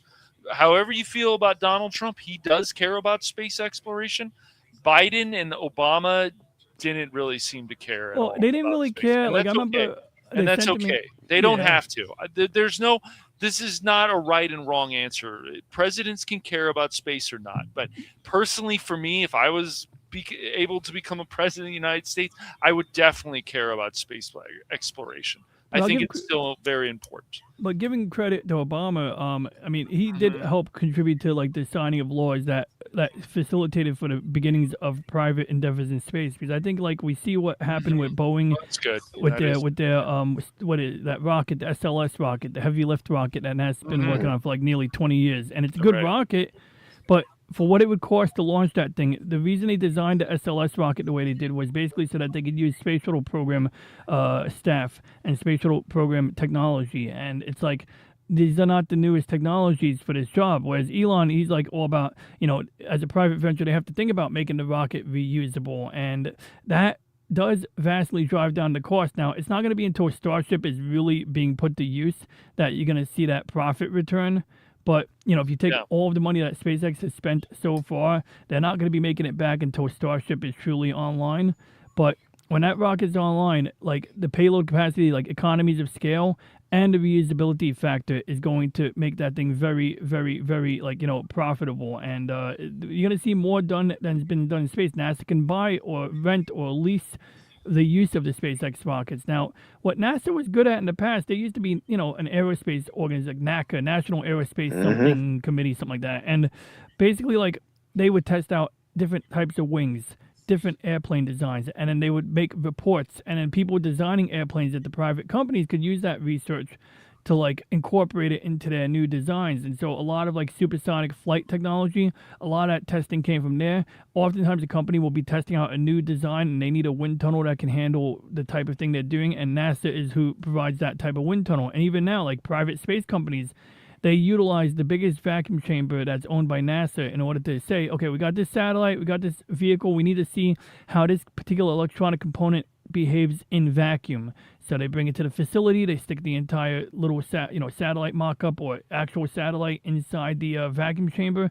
So NASA has a place, but I don't know if they are the most efficient group to be doing the actual missions, but I wouldn't say they are. Not now. Mm-hmm. Maybe 20 years ago they were. 25 years ago they were, but not now. Okay, so I had not looked into that because, like I said, there were some presidents they just don't care about space exploration. They're like, let's cut the budget of NASA. They don't need this much money. So Obama actually, he left it open for other people to do stuff besides NASA. Is that right, DJ Ronnie G? In so many words, yeah. Because what they did was when Obama ended the space shuttle program, they did it partially. The excuse was we're going to lean more into private endeavors in space.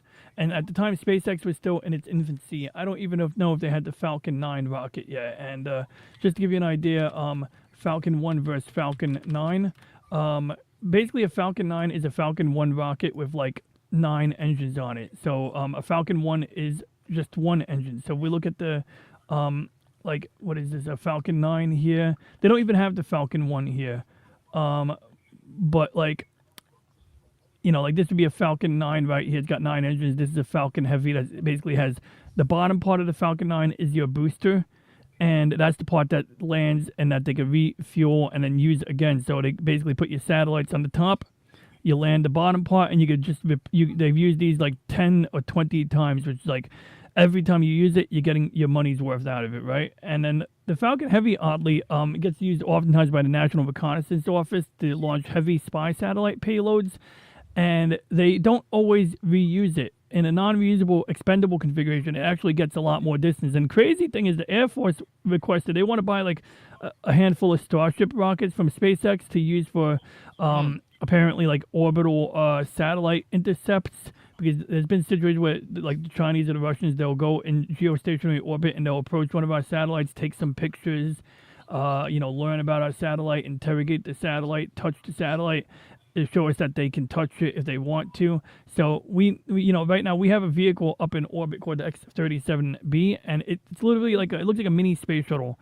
It's run by the Air Force, and it can actually change its orbital inclination. So once it's up there, if it has to respond to an incident, it can actually go to another satellite and interact with it, or do various types of clandestine work. In fact, we don't even know half of what it does, because that's how clandestine it is. And sometimes people can't even find it because it changes its orbit whenever someone finds it, and it changes the orbit again. Someone always has to go and find it again. At the time under Obama, the Falcon 1 rocket would have been the one they were using. And I think at the time, they had two failed launches, and it was successful on the third launch. And, basically just imagine this rocket, the modern Falcon 9 has 9 of these engines on the bottom of it. So just to give you an idea. So this is a lot shorter and a lot narrower than a Falcon 9, but it proved that SpaceX could build the thing. And some of that money came from NASA, because, some of the early satellite launches that allowed NASA to sustain their operations were things like satellite launches. And at this point, they are huge, launching satellites for all kinds of government agencies, launching the weather satellites for NOAA, launching GPS constellation satellites, which are, of course, vital to, both our military power and just, everyday life. So I forget what Obama's contribution was, but realistically, like, canceling the space shuttle program probably wasn't the worst thing to do. As cool as the space shuttle was, it was cool. It also had a lot of, like, deficiencies. And there were, like, a few videos I saw where the space shuttle had close calls. And, like, one of them was, like, a piece of ice hit the engine at the bottom. Because they have, like, when you launch these rockets, you'll see white stuff falling off. That's basically condensation and ice. And it basically, the bell at the bottom, it's like a bell at the bottom of the engine, is kind of hollow because the inside has pipes so that they can run the liquid oxygen or liquid hydrogen inside a loop to cool down the bell, so the heat from the exhaust doesn't melt the engine. So, and it also helps when you preheat your fuel, it runs better. But one time, the ice made a hole in that bell, and it caused them to be burning more fuel than they were supposed to be burning, and that could have gone really ugly because the space shuttle has like 3 engines on the back of it. So, if any one of those engines blew up next to another engine, it would have been a disaster. But they got lucky, and that video was cool because they did something called abort to orbit (ATO), where they basically like changed they turn off the broken engine. They run, in fact, the computer turned off the broken engine automatically, and then depending on how far along in their flight they were, they can use the remaining 2 engines to carry them the distance. And this happens in the movie Apollo 13. They have 5 engines on the Saturn V. One of them went bad. And they just said, oh, no big deal. We're already at the right speed and height. So as long as they run the engines for a few extra minutes longer, they're going to use the same fuel tank for all 5 engines. So if you turn off one engine, the remaining engines can still carry you the distance. So, you have some redundancy. And that's what you see on the Falcon rockets. That's why they have 9 engines or 27 engines, because that means that if some of the engines break, you can still use the remaining engines to finish the job and deal with the issue later on. But yeah, one of these engines, the bell at the bottom, got like a little hole in the inner wall of, I think, the engine up here. So now it's leaking more oxygen because it's supposed to mix oxygen and hydrogen in the case of the space shuttle. And that was burning too fuel at a prodigious rate. So the computer was like, you better turn off this engine because you're going to run out of fuel before you get to orbit. And they did. And then they ended up in a lower orbit, but the nature of the mission was like basically mostly on the shuttle itself. Like they have something called Space Lab, which is sort of like a mini International Space Station. Well, it's not so international, but it's like, a lab environment that they can load into the space shuttle as cargo bay. And just to give you an idea, like, a space shuttle has this big door thing in the back. You can see this is when they were launching, I think, one of the cargo modules for the International Space Station. But this thing here is where they would put the lab. They put the lab right over here on a pallet. And then the scientists, it was a pressurized compartment. So it just gives you, instead of just being limited to the flight deck for all of your work and experiments, have a proper laboratory compartment. And then when they land, they can take that laboratory compartment, separate it from the shuttle, and, do whatever they got to do with the experimental modules, whether they have mice in a cage kind of just playing in microgravity or something like that. But cool vehicle, but some missions, it was overkill. And NASA, apparently, for whatever reason, their leadership played it fast and loose. So when they had the Columbia accident, what happened was there's a big orange fuel tank. I'm sure you've seen it before. STS, like this thing here, this big orange fuel tank on the side of the shuttle is like basically where all of the fuel. So there's 3 engines on the back of the shuttle on the bottom here. They get their fuel from here. Inside this tank is a big tank of liquid oxygen and a big tank of liquid hydrogen, and it feeds the fuel to the 3 engines back here. But it's covered in insulating foam because when you fill up the tank, in order to be able to fill it up, you got to put really cold liquid oxygen in there and liquid hydrogen. But if it starts to boil off, the tank will blow up. So what they do is they vent it out of a hood on the top, and then they basically just keep topping it off until 5 minutes before takeoff. So the insulation is to keep it from boiling the fuel away, because that fuel will boil at like room temperature. Now, what happened was the foam over here, there's actually like a little like ramp over here. You can actually see like a little like triangular shape. That ramp was there to insulate the pipe going into one of the feeder pipes going into the shuttle. That thing fell off, and when it fell off during launch, it slammed into this part of the wing. Now, this wing is not the tile, so bottom of the thing is covered in silica tile. or silicate tile. This part of the wing, the leading edge, is made of a graphite material. So imagine like pencil graphite. They call it reinforced carbon-carbon or reinforced carbon composite.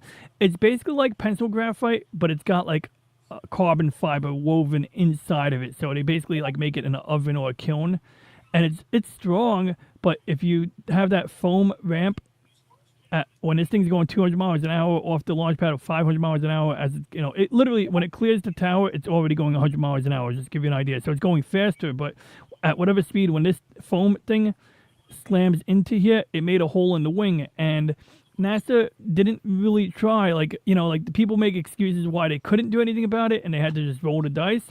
I don't buy it.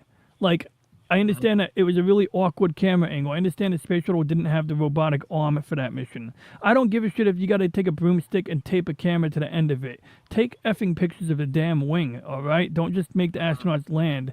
And people said, oh, but they would have no way to resupply the rocket. It's like, figure it out. I saw the movie Apollo 13. Yeah. But there's other missions where like a tile fell off the bottom, and the only reason they survived was because there's a UHF antenna that was a metal plate, a steel plate that was able to take the burn. But if that steel plate wasn't under those tiles, that shuttle would have crashed too. I forgot what shuttle it was, but it was just one of the missions it would have happened. I think it was Shuttle Atlantis. So Atlantis, yeah. Okay. I'm glad we moved forward from the space shuttle. Like, I love the space shuttle. It's fucking cool. I wish we had a Navy blue shuttle or Air Force blue shuttle for like, clandestine missions and stuff. But, right, but we ran into some problems that they couldn't, I see that. Yeah, the Air Force was like, they decided to start their own rocket program, which is actually a very successful rocket program. But anyway. I'm not surprised. Yeah, you get the idea. Anyway, I just wanted to share that with you guys. But you brought up some interesting points. And, like, during the Obama administration, I remember I was still watching the space shuttle. I talked to people on the bus, and they'd be like, oh, we should be spending that money over here. And it's like, well, government always spends money to help people over here, and yet people are still hurting. So maybe that's not the solution, Right. And on top of that, I didn't really have all the talking points back then. Like, I just kind of said, that's fair. But in retrospect, looking at the percentage of the bucket that the space budget makes up, it's not even that much. Like, as a proportion of everything the government does, it's not that much. Like, if you took all of NASA's budget, it would not have a tangible change on people's lives. Yeah, I just don't. NASA, I just don't feel like if other people want to continue to do that, then and other people want to take over space programs and they have the money for it, I don't see a problem with it. I don't think NASA needs to just be the number one whatever, but there's other people out there who believe that, NASA's, whatever Elon is doing. And it's like, I think it's just a bias, and I get it, I guess. But if the Starlink, for example, that's a big deal now. And that was helping people also in emergencies. That's great. Yeah. So I mean, just think about in North Carolina when the hurricane hit. Yep. Even Iran. Like, so I mean that's yes. Iran is the latest one now. So yeah, this all comes from it's a certain mind, and may not just come from one mind, but no, I'm okay with NASA and other people having the access or options to do other stuff with space and not just NASA. NASA was great for a number of years, but things do change, and Oh yeah, I mean, when we didn't have a private, we had no space infrastructure to speak of. NASA was the one who jump-started all of it. They were vital to that, vital to developing the technologies, and even in the Elon rocket, a lot of innovations done by NASA are what made that possible, because they did the legwork. Right. So they can just add to it, and they have. I mean, they got those. Why is it that it's very interesting to me? Why is it took so long? Why did it take somebody like Elon Musk, and it could be anybody who's a billionaire? Why did it take him, DJ Ronnie G, to get those astronauts down? Get it? Definitely was politics. Really like nobody in the administration wanted to give credit to SpaceX for being of help in that situation. No, of course not. Yeah. And I don't care what side of the aisle people on. If people do good things, they should deserve credit. Mm-hmm. Actual good things, they should deserve credit. And then he tried to characterize it as it wasn't a rescue or it wasn't necessary, but it was like, Yeah, I look, did remember that. Yeah. that woman was like, expecting to be there for a week. Okay, she signed up for a week. Yes, she's perfectly capable. Yes, she didn't like kick and scream, but like, it's like she's an older astronaut. She didn't need to be there for like, the better part of a year. It's just Yeah. not good for her health, and that was not the plan. If they would not have signed her up for that mission if they knew that this was going to be a real problem with the Boeing rocket, and it did land successfully, but it was just Yeah. way too sketchy to put her on Right. put them both on that rocket to come down. And Boeing has been having problems, but I do agree that there's people that are also getting hired for these jobs. It's cheaper labor, and it's these people that aren't very qualified. And these are the things that can happen because they're not doing the best job they could. And and so then we start seeing these problems with Boeing. Sure, Boeing itself can have problems, but the people that are being hired, you should hire people, especially in a field like that. It's like, do they have the right degree? Do they have this? What can we actually do? Can we see a demonstration of what they know? And so I think with Boeing and stuff, and I've talked to some people about this, and this could be for anything, the space shuttle. You can't have these people doing cheap stuff. Same with that exploration going on with the Titanic, DJ. There was cheap labor going on, man. Horrible. Hiring Horrible. interns Yeah. and Right, yeah. exactly. Yeah. And it wasn't the first time that particular company had issues with their submarines. Exactly. And it shouldn't be political at all. These people, the people that have other people, especially in their lives, they should be knowing exactly what they do and put on the best parts they possibly can to keep sure, there can be accidents, but to put on the best parts that can save people's lives and help the people who are actually flying these planes, space shuttles, whatever. Rockets, people going up in rockets. I mean, usually people. Yeah. Yes, Lady Miss, you should try Discord again. If you can't, we'll see what we can do to help you out. But it just boggles the mind that these people want to go cheap with this stuff. It's like, especially with all this money that's been put in, DJ. Once again, it's just that common sense, that arrogance. We'll just hire these people. We got to check this box. No, man. Get the best people for the job. The people that know what they're doing, whether it's sending a ship up into space or a submarine into the deep depths of the ocean. I want people who know how to construct a submarine properly.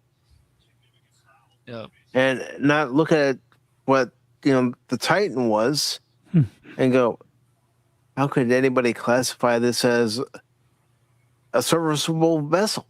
Yep. Really? Nobody did classify it. Yep. I mean, I think a lot of Boeing's problems are to do with the people that they've hired and the check boxes and going cheap with these parts and not checking things good enough and all this. With Boeing having problems with the space, there are airplanes lately. So, yeah, not good. Not good at all.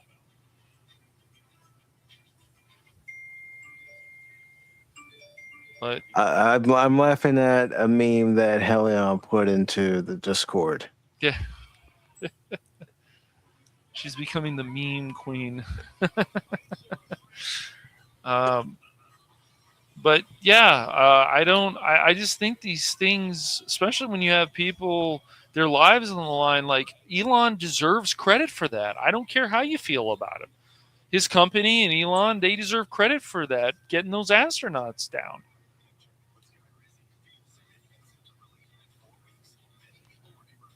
Yeah, man, I'm just glad it worked out. I'm glad they were available. Me too. Did you hear about the recent medevac on the space shuttle? They had like an astronaut and there. Something happened to them. I don't know if they were sick, but like they had to bring someone down early. Mm-hmm. They're not giving a lot of detail about it, but that's just like what they've said so far. No, I hadn't heard anything about it. Yeah, it's like literally like all I know about it. It's like, you had a complement of crew on there. We know who's on the stage. We don't know who's brought back yet, I don't think. That's like they've been playing kind of close to the chest. Probably someone makes you wonder when they do that. Oh, absolutely. You know, and I mean, it could be any number of things. There's been instances like in Antarctica where someone had like to work on their own body, like they had a remote telesurgeon talking them through a procedure. Yeah, no, I'm sure. I wouldn't be surprised. I mean, especially in that. But what's also crazy about humans, especially nowadays, and I understand it can be arrogance, it can be a lot of things, but if you're out in a place you don't know about, bring some freaking GPS, please. Don't be stupid. Just don't. Bring GPS. I mean, I know we forget our phones and this and that, and that's not good. I get that. But if you have access to any kind of phone, any of this, you should be okay. But if you're out in the wilderness and you're not bringing GPS, don't go out in the wilderness. Just don't. That's just not smart. And even when they make those devices, the emergency trackers, that just cause more people to go out in the middle of nowhere to try to go get lost. You know, that's even crazier. Yeah. Just, take advantage of this technology and make sure to have always communication on you anywhere you go. If you have access to something, like you're at a grocery store or store or whatever, and you can have access to a phone, fine.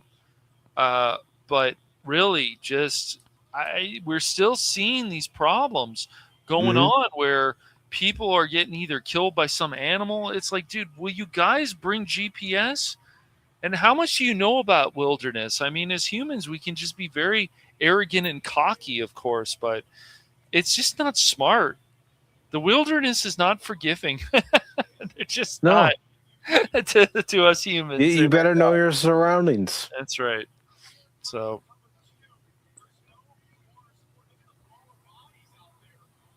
and I'm glad we can find ways to get these people down if they're trapped somewhere. It's good. So, yeah, I bet Tree Rock. Yeah. I mean, whether it was Challenger 40 years ago, or even when Columbia disintegrated coming into the atmosphere, and those are images that stick in your head. Yes. Yep. Always.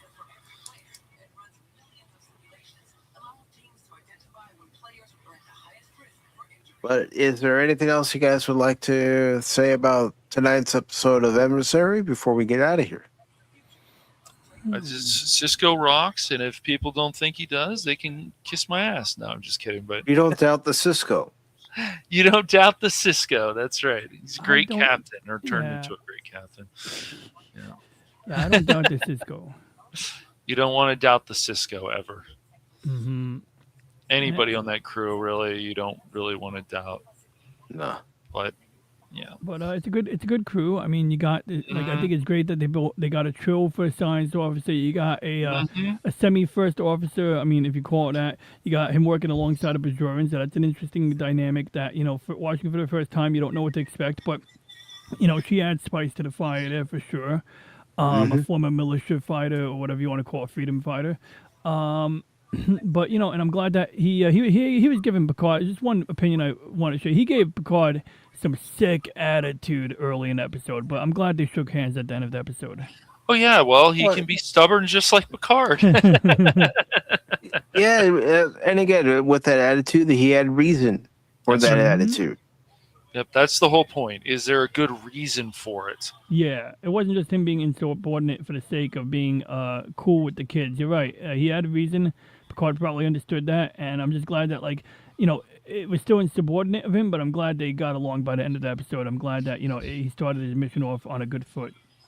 Yeah, and honestly, I don't think you needed to have Picard show up again on Deep Space Nine. I think just having Picard in the first episode to pass the torch was good enough.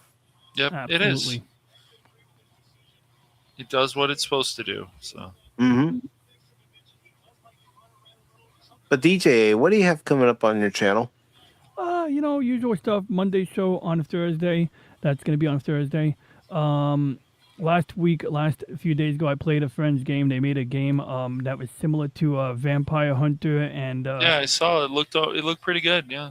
Yeah, the name of the game is Little Beach No Beta, which is sort of like a play on words. There's I think a game called Little Witch No Beta, and game initially looks anxiety-inducing. You're getting rushed by enemies like all around, but you got to learn to herd the enemies, and then as you level up, you're able to better take on enemies. But it's essentially a game of 20-minute survival. You survive 20 minutes until the boss. I keep dying right when I get to the boss, or right before I get to the boss. So by the next show, I'm sure I'll be good enough at the game that I'll be able to beat it. And other than that, we'll see what else is in store for us. Maybe we'll have some more news about the astronauts. If we do, I'll try to remember to cover that. And I haven't. Other insight. Yeah, no, I haven't heard too much about space, even what's been going on in Mars lately, or on Mars. So. Oh yeah. Well, what has anything happened on Mars, or just? I don't think so. I mean, if they found really a discovery with the rover, because we still don't know if humans can actually land on Mars yet. So. We can land things on Mars, but Mars has been notoriously, not to go into a sidebar too much, but Mars has been notoriously difficult to land on because it has a thinner atmosphere, so you don't get that aerobraking effect that you get in a thick atmosphere. So we've lost probes trying to land them on Mars because they would slam in too hard, or the parachute didn't work properly because it went too fast. But a lot of good work's been done. At this point, they got it figured out. That's why they had that one probe where it literally used a flying crane to land the probe. Like the capsule would separate, and then this hovering thing would be like 100 feet above the ground and would lower a cable, and the rover would be dropped off this little cable like right at ground level, and then the crane would just fly away and jettison itself somewhere in the middle of some rocky field. But they had to come up with that because depending on the weight of what you're landing, that's a real problem. And then with the first like Mars rover, before, after we did landers, we had the thing, it was like a little remote control car. It landed in a bunch of cushions. Like they literally had Kevlar airbags that would bounce on the surface of Mars and then deploy after it was done bouncing. That's not something you would do with a person, so there are valid concerns that you bring up, Cash, but yeah, it's like we don't even know until, I think you're right actually, because once until we see a starship land on Mars, we don't know if we can land people. So that's a good point. Well, that's why I think, and you look at, if you ever played Red Dead Redemption, or, Red Faction Guerrilla, and not Red, that's another game. Then, landing on Mars, and I'm like, those situations that they present could actually happen if we were able to land on Mars as human beings. Those are definitely situations. You could have another part of a government being corrupt and all kinds of stuff. Absolutely. Yeah, I think it's going to start off as a scientific colony. And miners and this and that, absolutely. That would all possibly could happen. Oh, if you got a real economy, yeah. Exactly. But yeah, it's very interesting.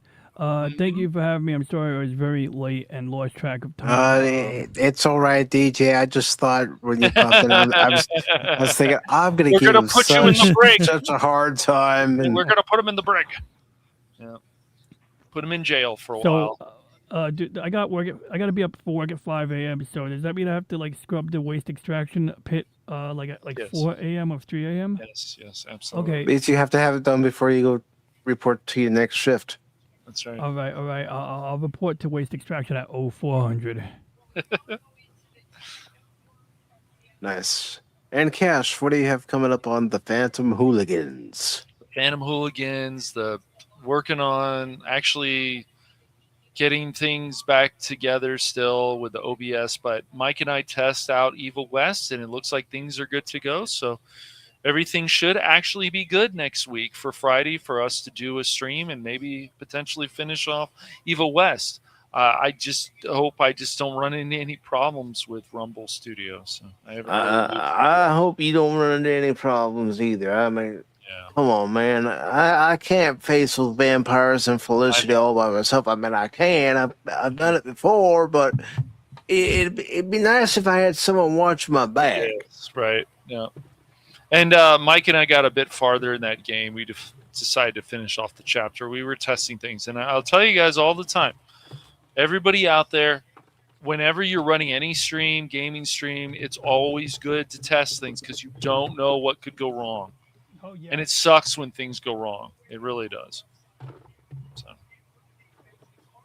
Yeah, I know from my own experience, things don't always work out as planned. No, They don't. So. But anything else, Cash? No, I'm also still working on a video. I'm trying to decide, do I want to do why I didn't go see the second part of Wicked?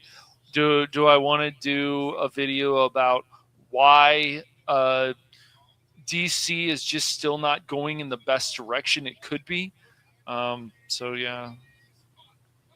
So yeah, I'm just thinking about something. I've actually, my convention video, I'm finding out more, and this now banning AI from Comic-Con, from San Diego Comic-Con. I think that's a stupid idea. I think all these ideas should be out there. And I know there can be some problems with AI, but once again, they're just playing that communist bullshit game, that censorship crap. Hate that nonsense. Yeah, right. Exactly. Yeah. I agree. Hell yeah. Yeah. So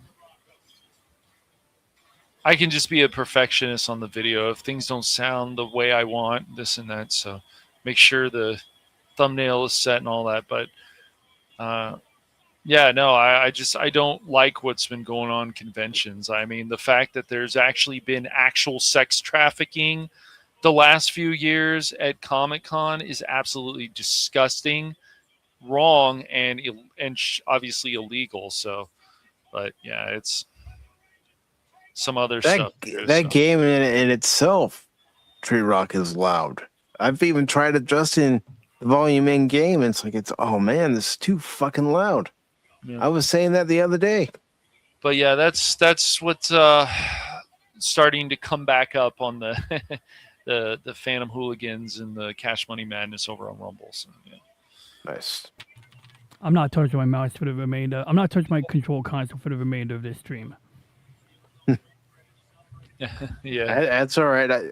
I've eaten myself off stream before, so don't feel bad. But I'm going to tell people out there, I don't care how big or small your channel is, always find things to talk about that you're passionate about. And if you think things are wrong, you think people are doing streams wrong, you think this, you don't like, you have every right. But what I will say always, try to be fair about it.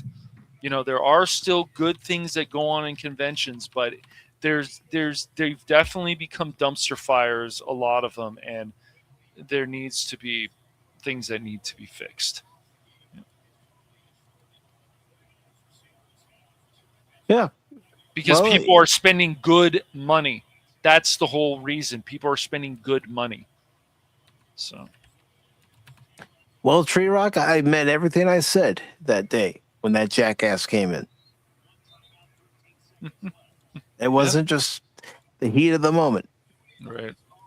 I meant everything I said. Mm-hmm. Just like for tomorrow. Oh, be prepared for Cash and I to mean everything we say when we talk about Kathleen Kennedy. Yep. Yes. Because as soon as we verified that it was official, and Tim had put in that link, let us know, and then doing some verification, checking other sites just to be sure to cover, our ass. Cash and I, we made a decision. We're going to say some things that maybe people aren't going to like. That's right. But understand, we stand by what we're going to say tomorrow. That's right.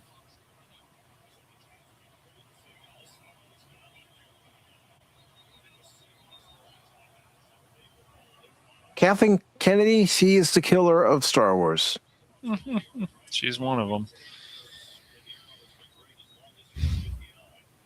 No, I don't have time for people that don't want to come in and be jackasses and say something like, oh, the bro's 28 years late playing a game. It doesn't matter how old the game is, folks. Yep. If you want to play it, really play does. it. Yeah, people are very ignorant, stupid about a lot of things, and it's not hard to see. They'll be like, "Oh, why are you playing this game?" So, oh my gosh, this game came out. And your point? Why do people still play Skyrim after all these years? I don't know. Yeah, right.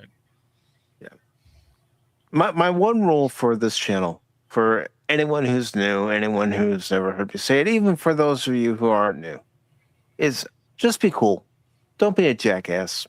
Yeah. You don't like the way the stream's going, say something, but don't act like an entitled prick. That's right. And that's what that person on Tuesday did. They acted like an entitled prick. I was already frustrated with the game. So you got into my crosshairs, and I'm fired.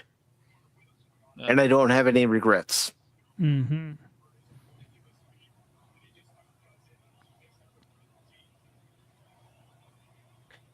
Because, people that have been here long enough, like DJ Ronnie G, he comes in when he can.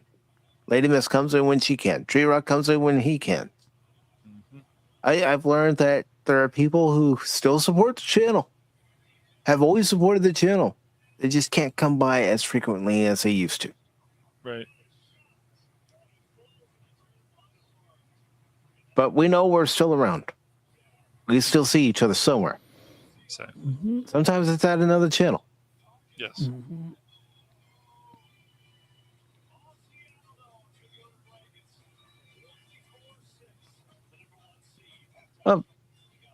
Don't worry about it. I'm just talking about the jackass that came by during the Half-Life stream on Tuesday. I have zero tolerance for people that want to cause drama and bullshit. That's right. And it's only because of some of the bullshit people have tried to pull me into. Yep. But when it comes to Star Trek, comes to this show, real Star Trek is where it's at. Not that bullshit that you see nowadays with Kurtzman and company. Mm-hmm. Yeah. And I banned them, blocked them. It's like, nope. All right, youngster, out you go.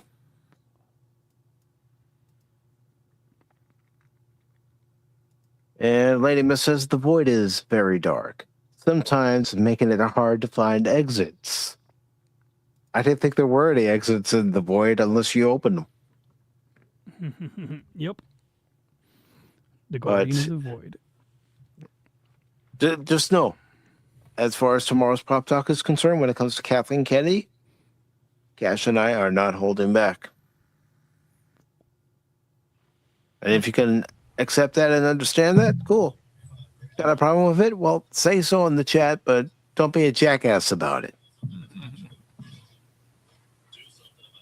And then, of course, Tuesday I'll be playing more Mafia, the old country.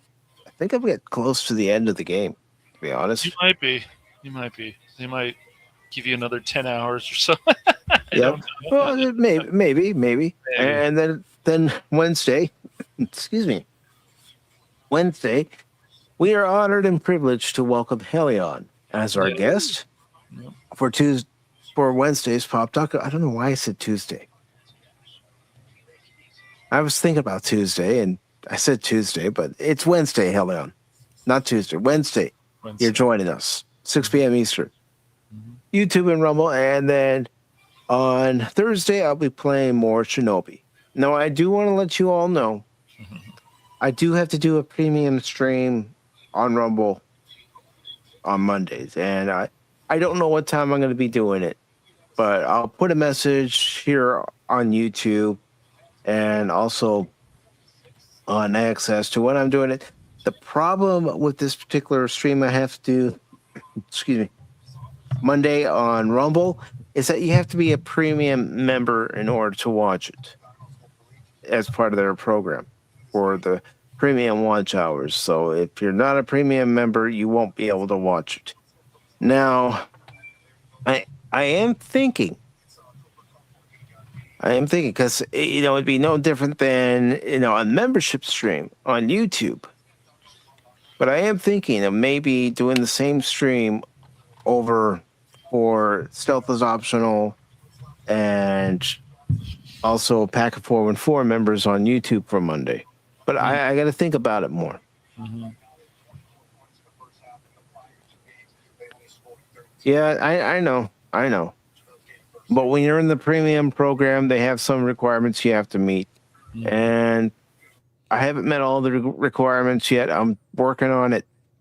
But they don't make it easy. Because I still have 3 requirements I have to meet. And yeah. So if I do anything on Monday for that premium stream and I decide to make it a part of, a membership stream on YouTube as well, it'll probably be starting around maybe 4 instead of 6, because you have to put in 5 premium hours over on Rumble in order to qualify. But I also want to double check and read a few things before I even do that, because it may be a thing where I can't do it as a premium stream on Rumble and also a membership stream on YouTube, because then it would violate some terms of the program. So I will read up on that, and I will definitely still let you all know either way. Mm-hmm. I have my issues with Rumble too. Rumble's not the be-all, end-all of streaming platforms. Neither is YouTube, neither is Twitch, neither is Kick. No, I haven't even used Kick or paid attention to Kick a long time. I used it a few times, but it's not something I've used in the last couple of years. And I very seldom use my Twitch channel. I've just mainly concentrated on YouTube and Rumble. But I appreciate everybody for stopping by. Of course, I want to thank Lady Mist for being here. Thank you very much. Also, want to thank Helion for being here. Also, want to thank Joyce Entries for being here as well. Stevo, thank you very much. Tim, thank you. Pat Wannabe, thank you very much. And also Tree Rock, thank you very much. And let me just see. And yeah, thank you all for being here. Of course, Cash, DJ, thank you. Mm-hmm. Thank you. Excuse me. Thank you, man. And I hope to see everybody. Oh, wait. He finally got out of the shed. Whoa. You are definitely a dereliction of duty, mister. Where were you? Where the hell have you been? You were supposed to report for this mission, Anonymous. Where were you? He did what I did. I sent you communications. We got between me and Anonymous. You did not answer your hails. Yes, tonight was Emissary. So wait, does he get the plasma manifold if I get waste extraction? He's got to rebuild the whole warp core by himself. No assistance from the computer.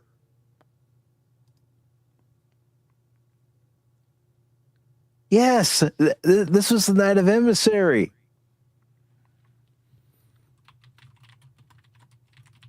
Dude.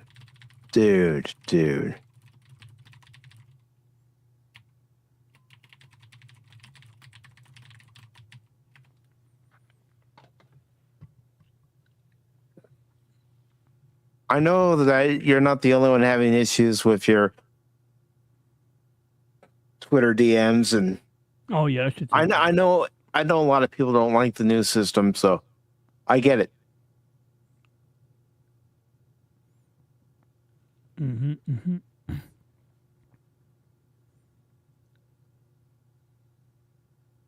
Well, also, because I did send it to your Discord DM. I don't know how often you check that, but I did send it. But Anonymous, if you could get in touch with me on Discord and let me know what episode you want to talk about, we'll make something happen, brother.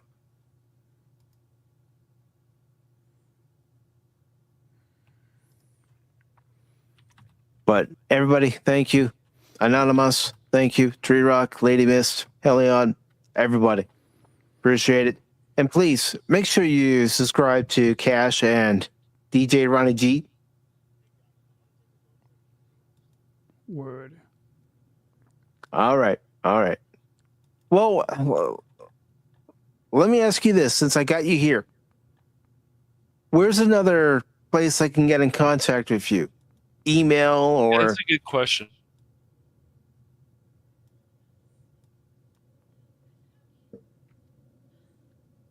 what have you?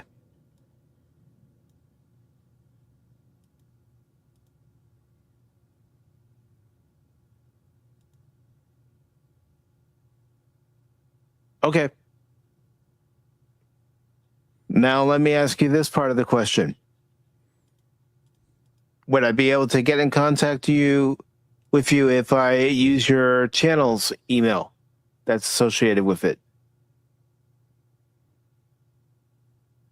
1 beep for yes, 2 beeps for no. Dude. Yes, I'm doing the menagerie reference there. Okay, so in the future, I'll remind myself to send you any kind of StreamYard invite to your email address. As long as you're cool with that, I'm cool with that.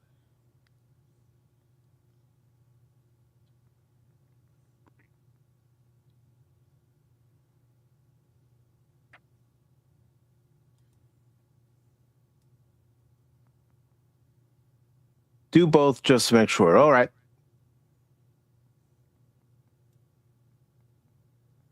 Yes. Yes, they do.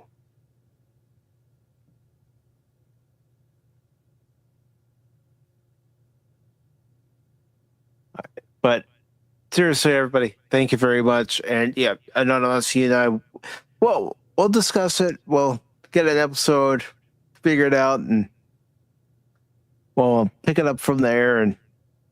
But everybody, appreciate you. Love you.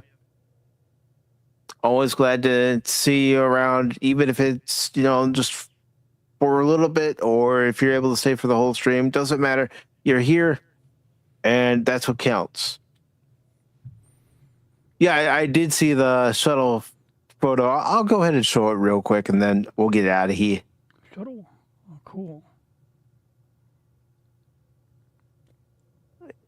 Let's make this a little bigger. Yeah. See, this is a ship named Discovery we have no problem with.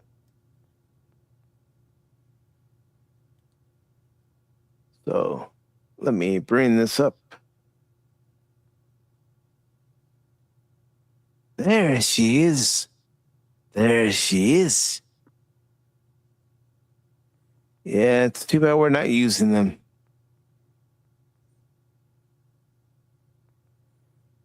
But everybody, thanks again. Have a good night. And as always, live long and prosper.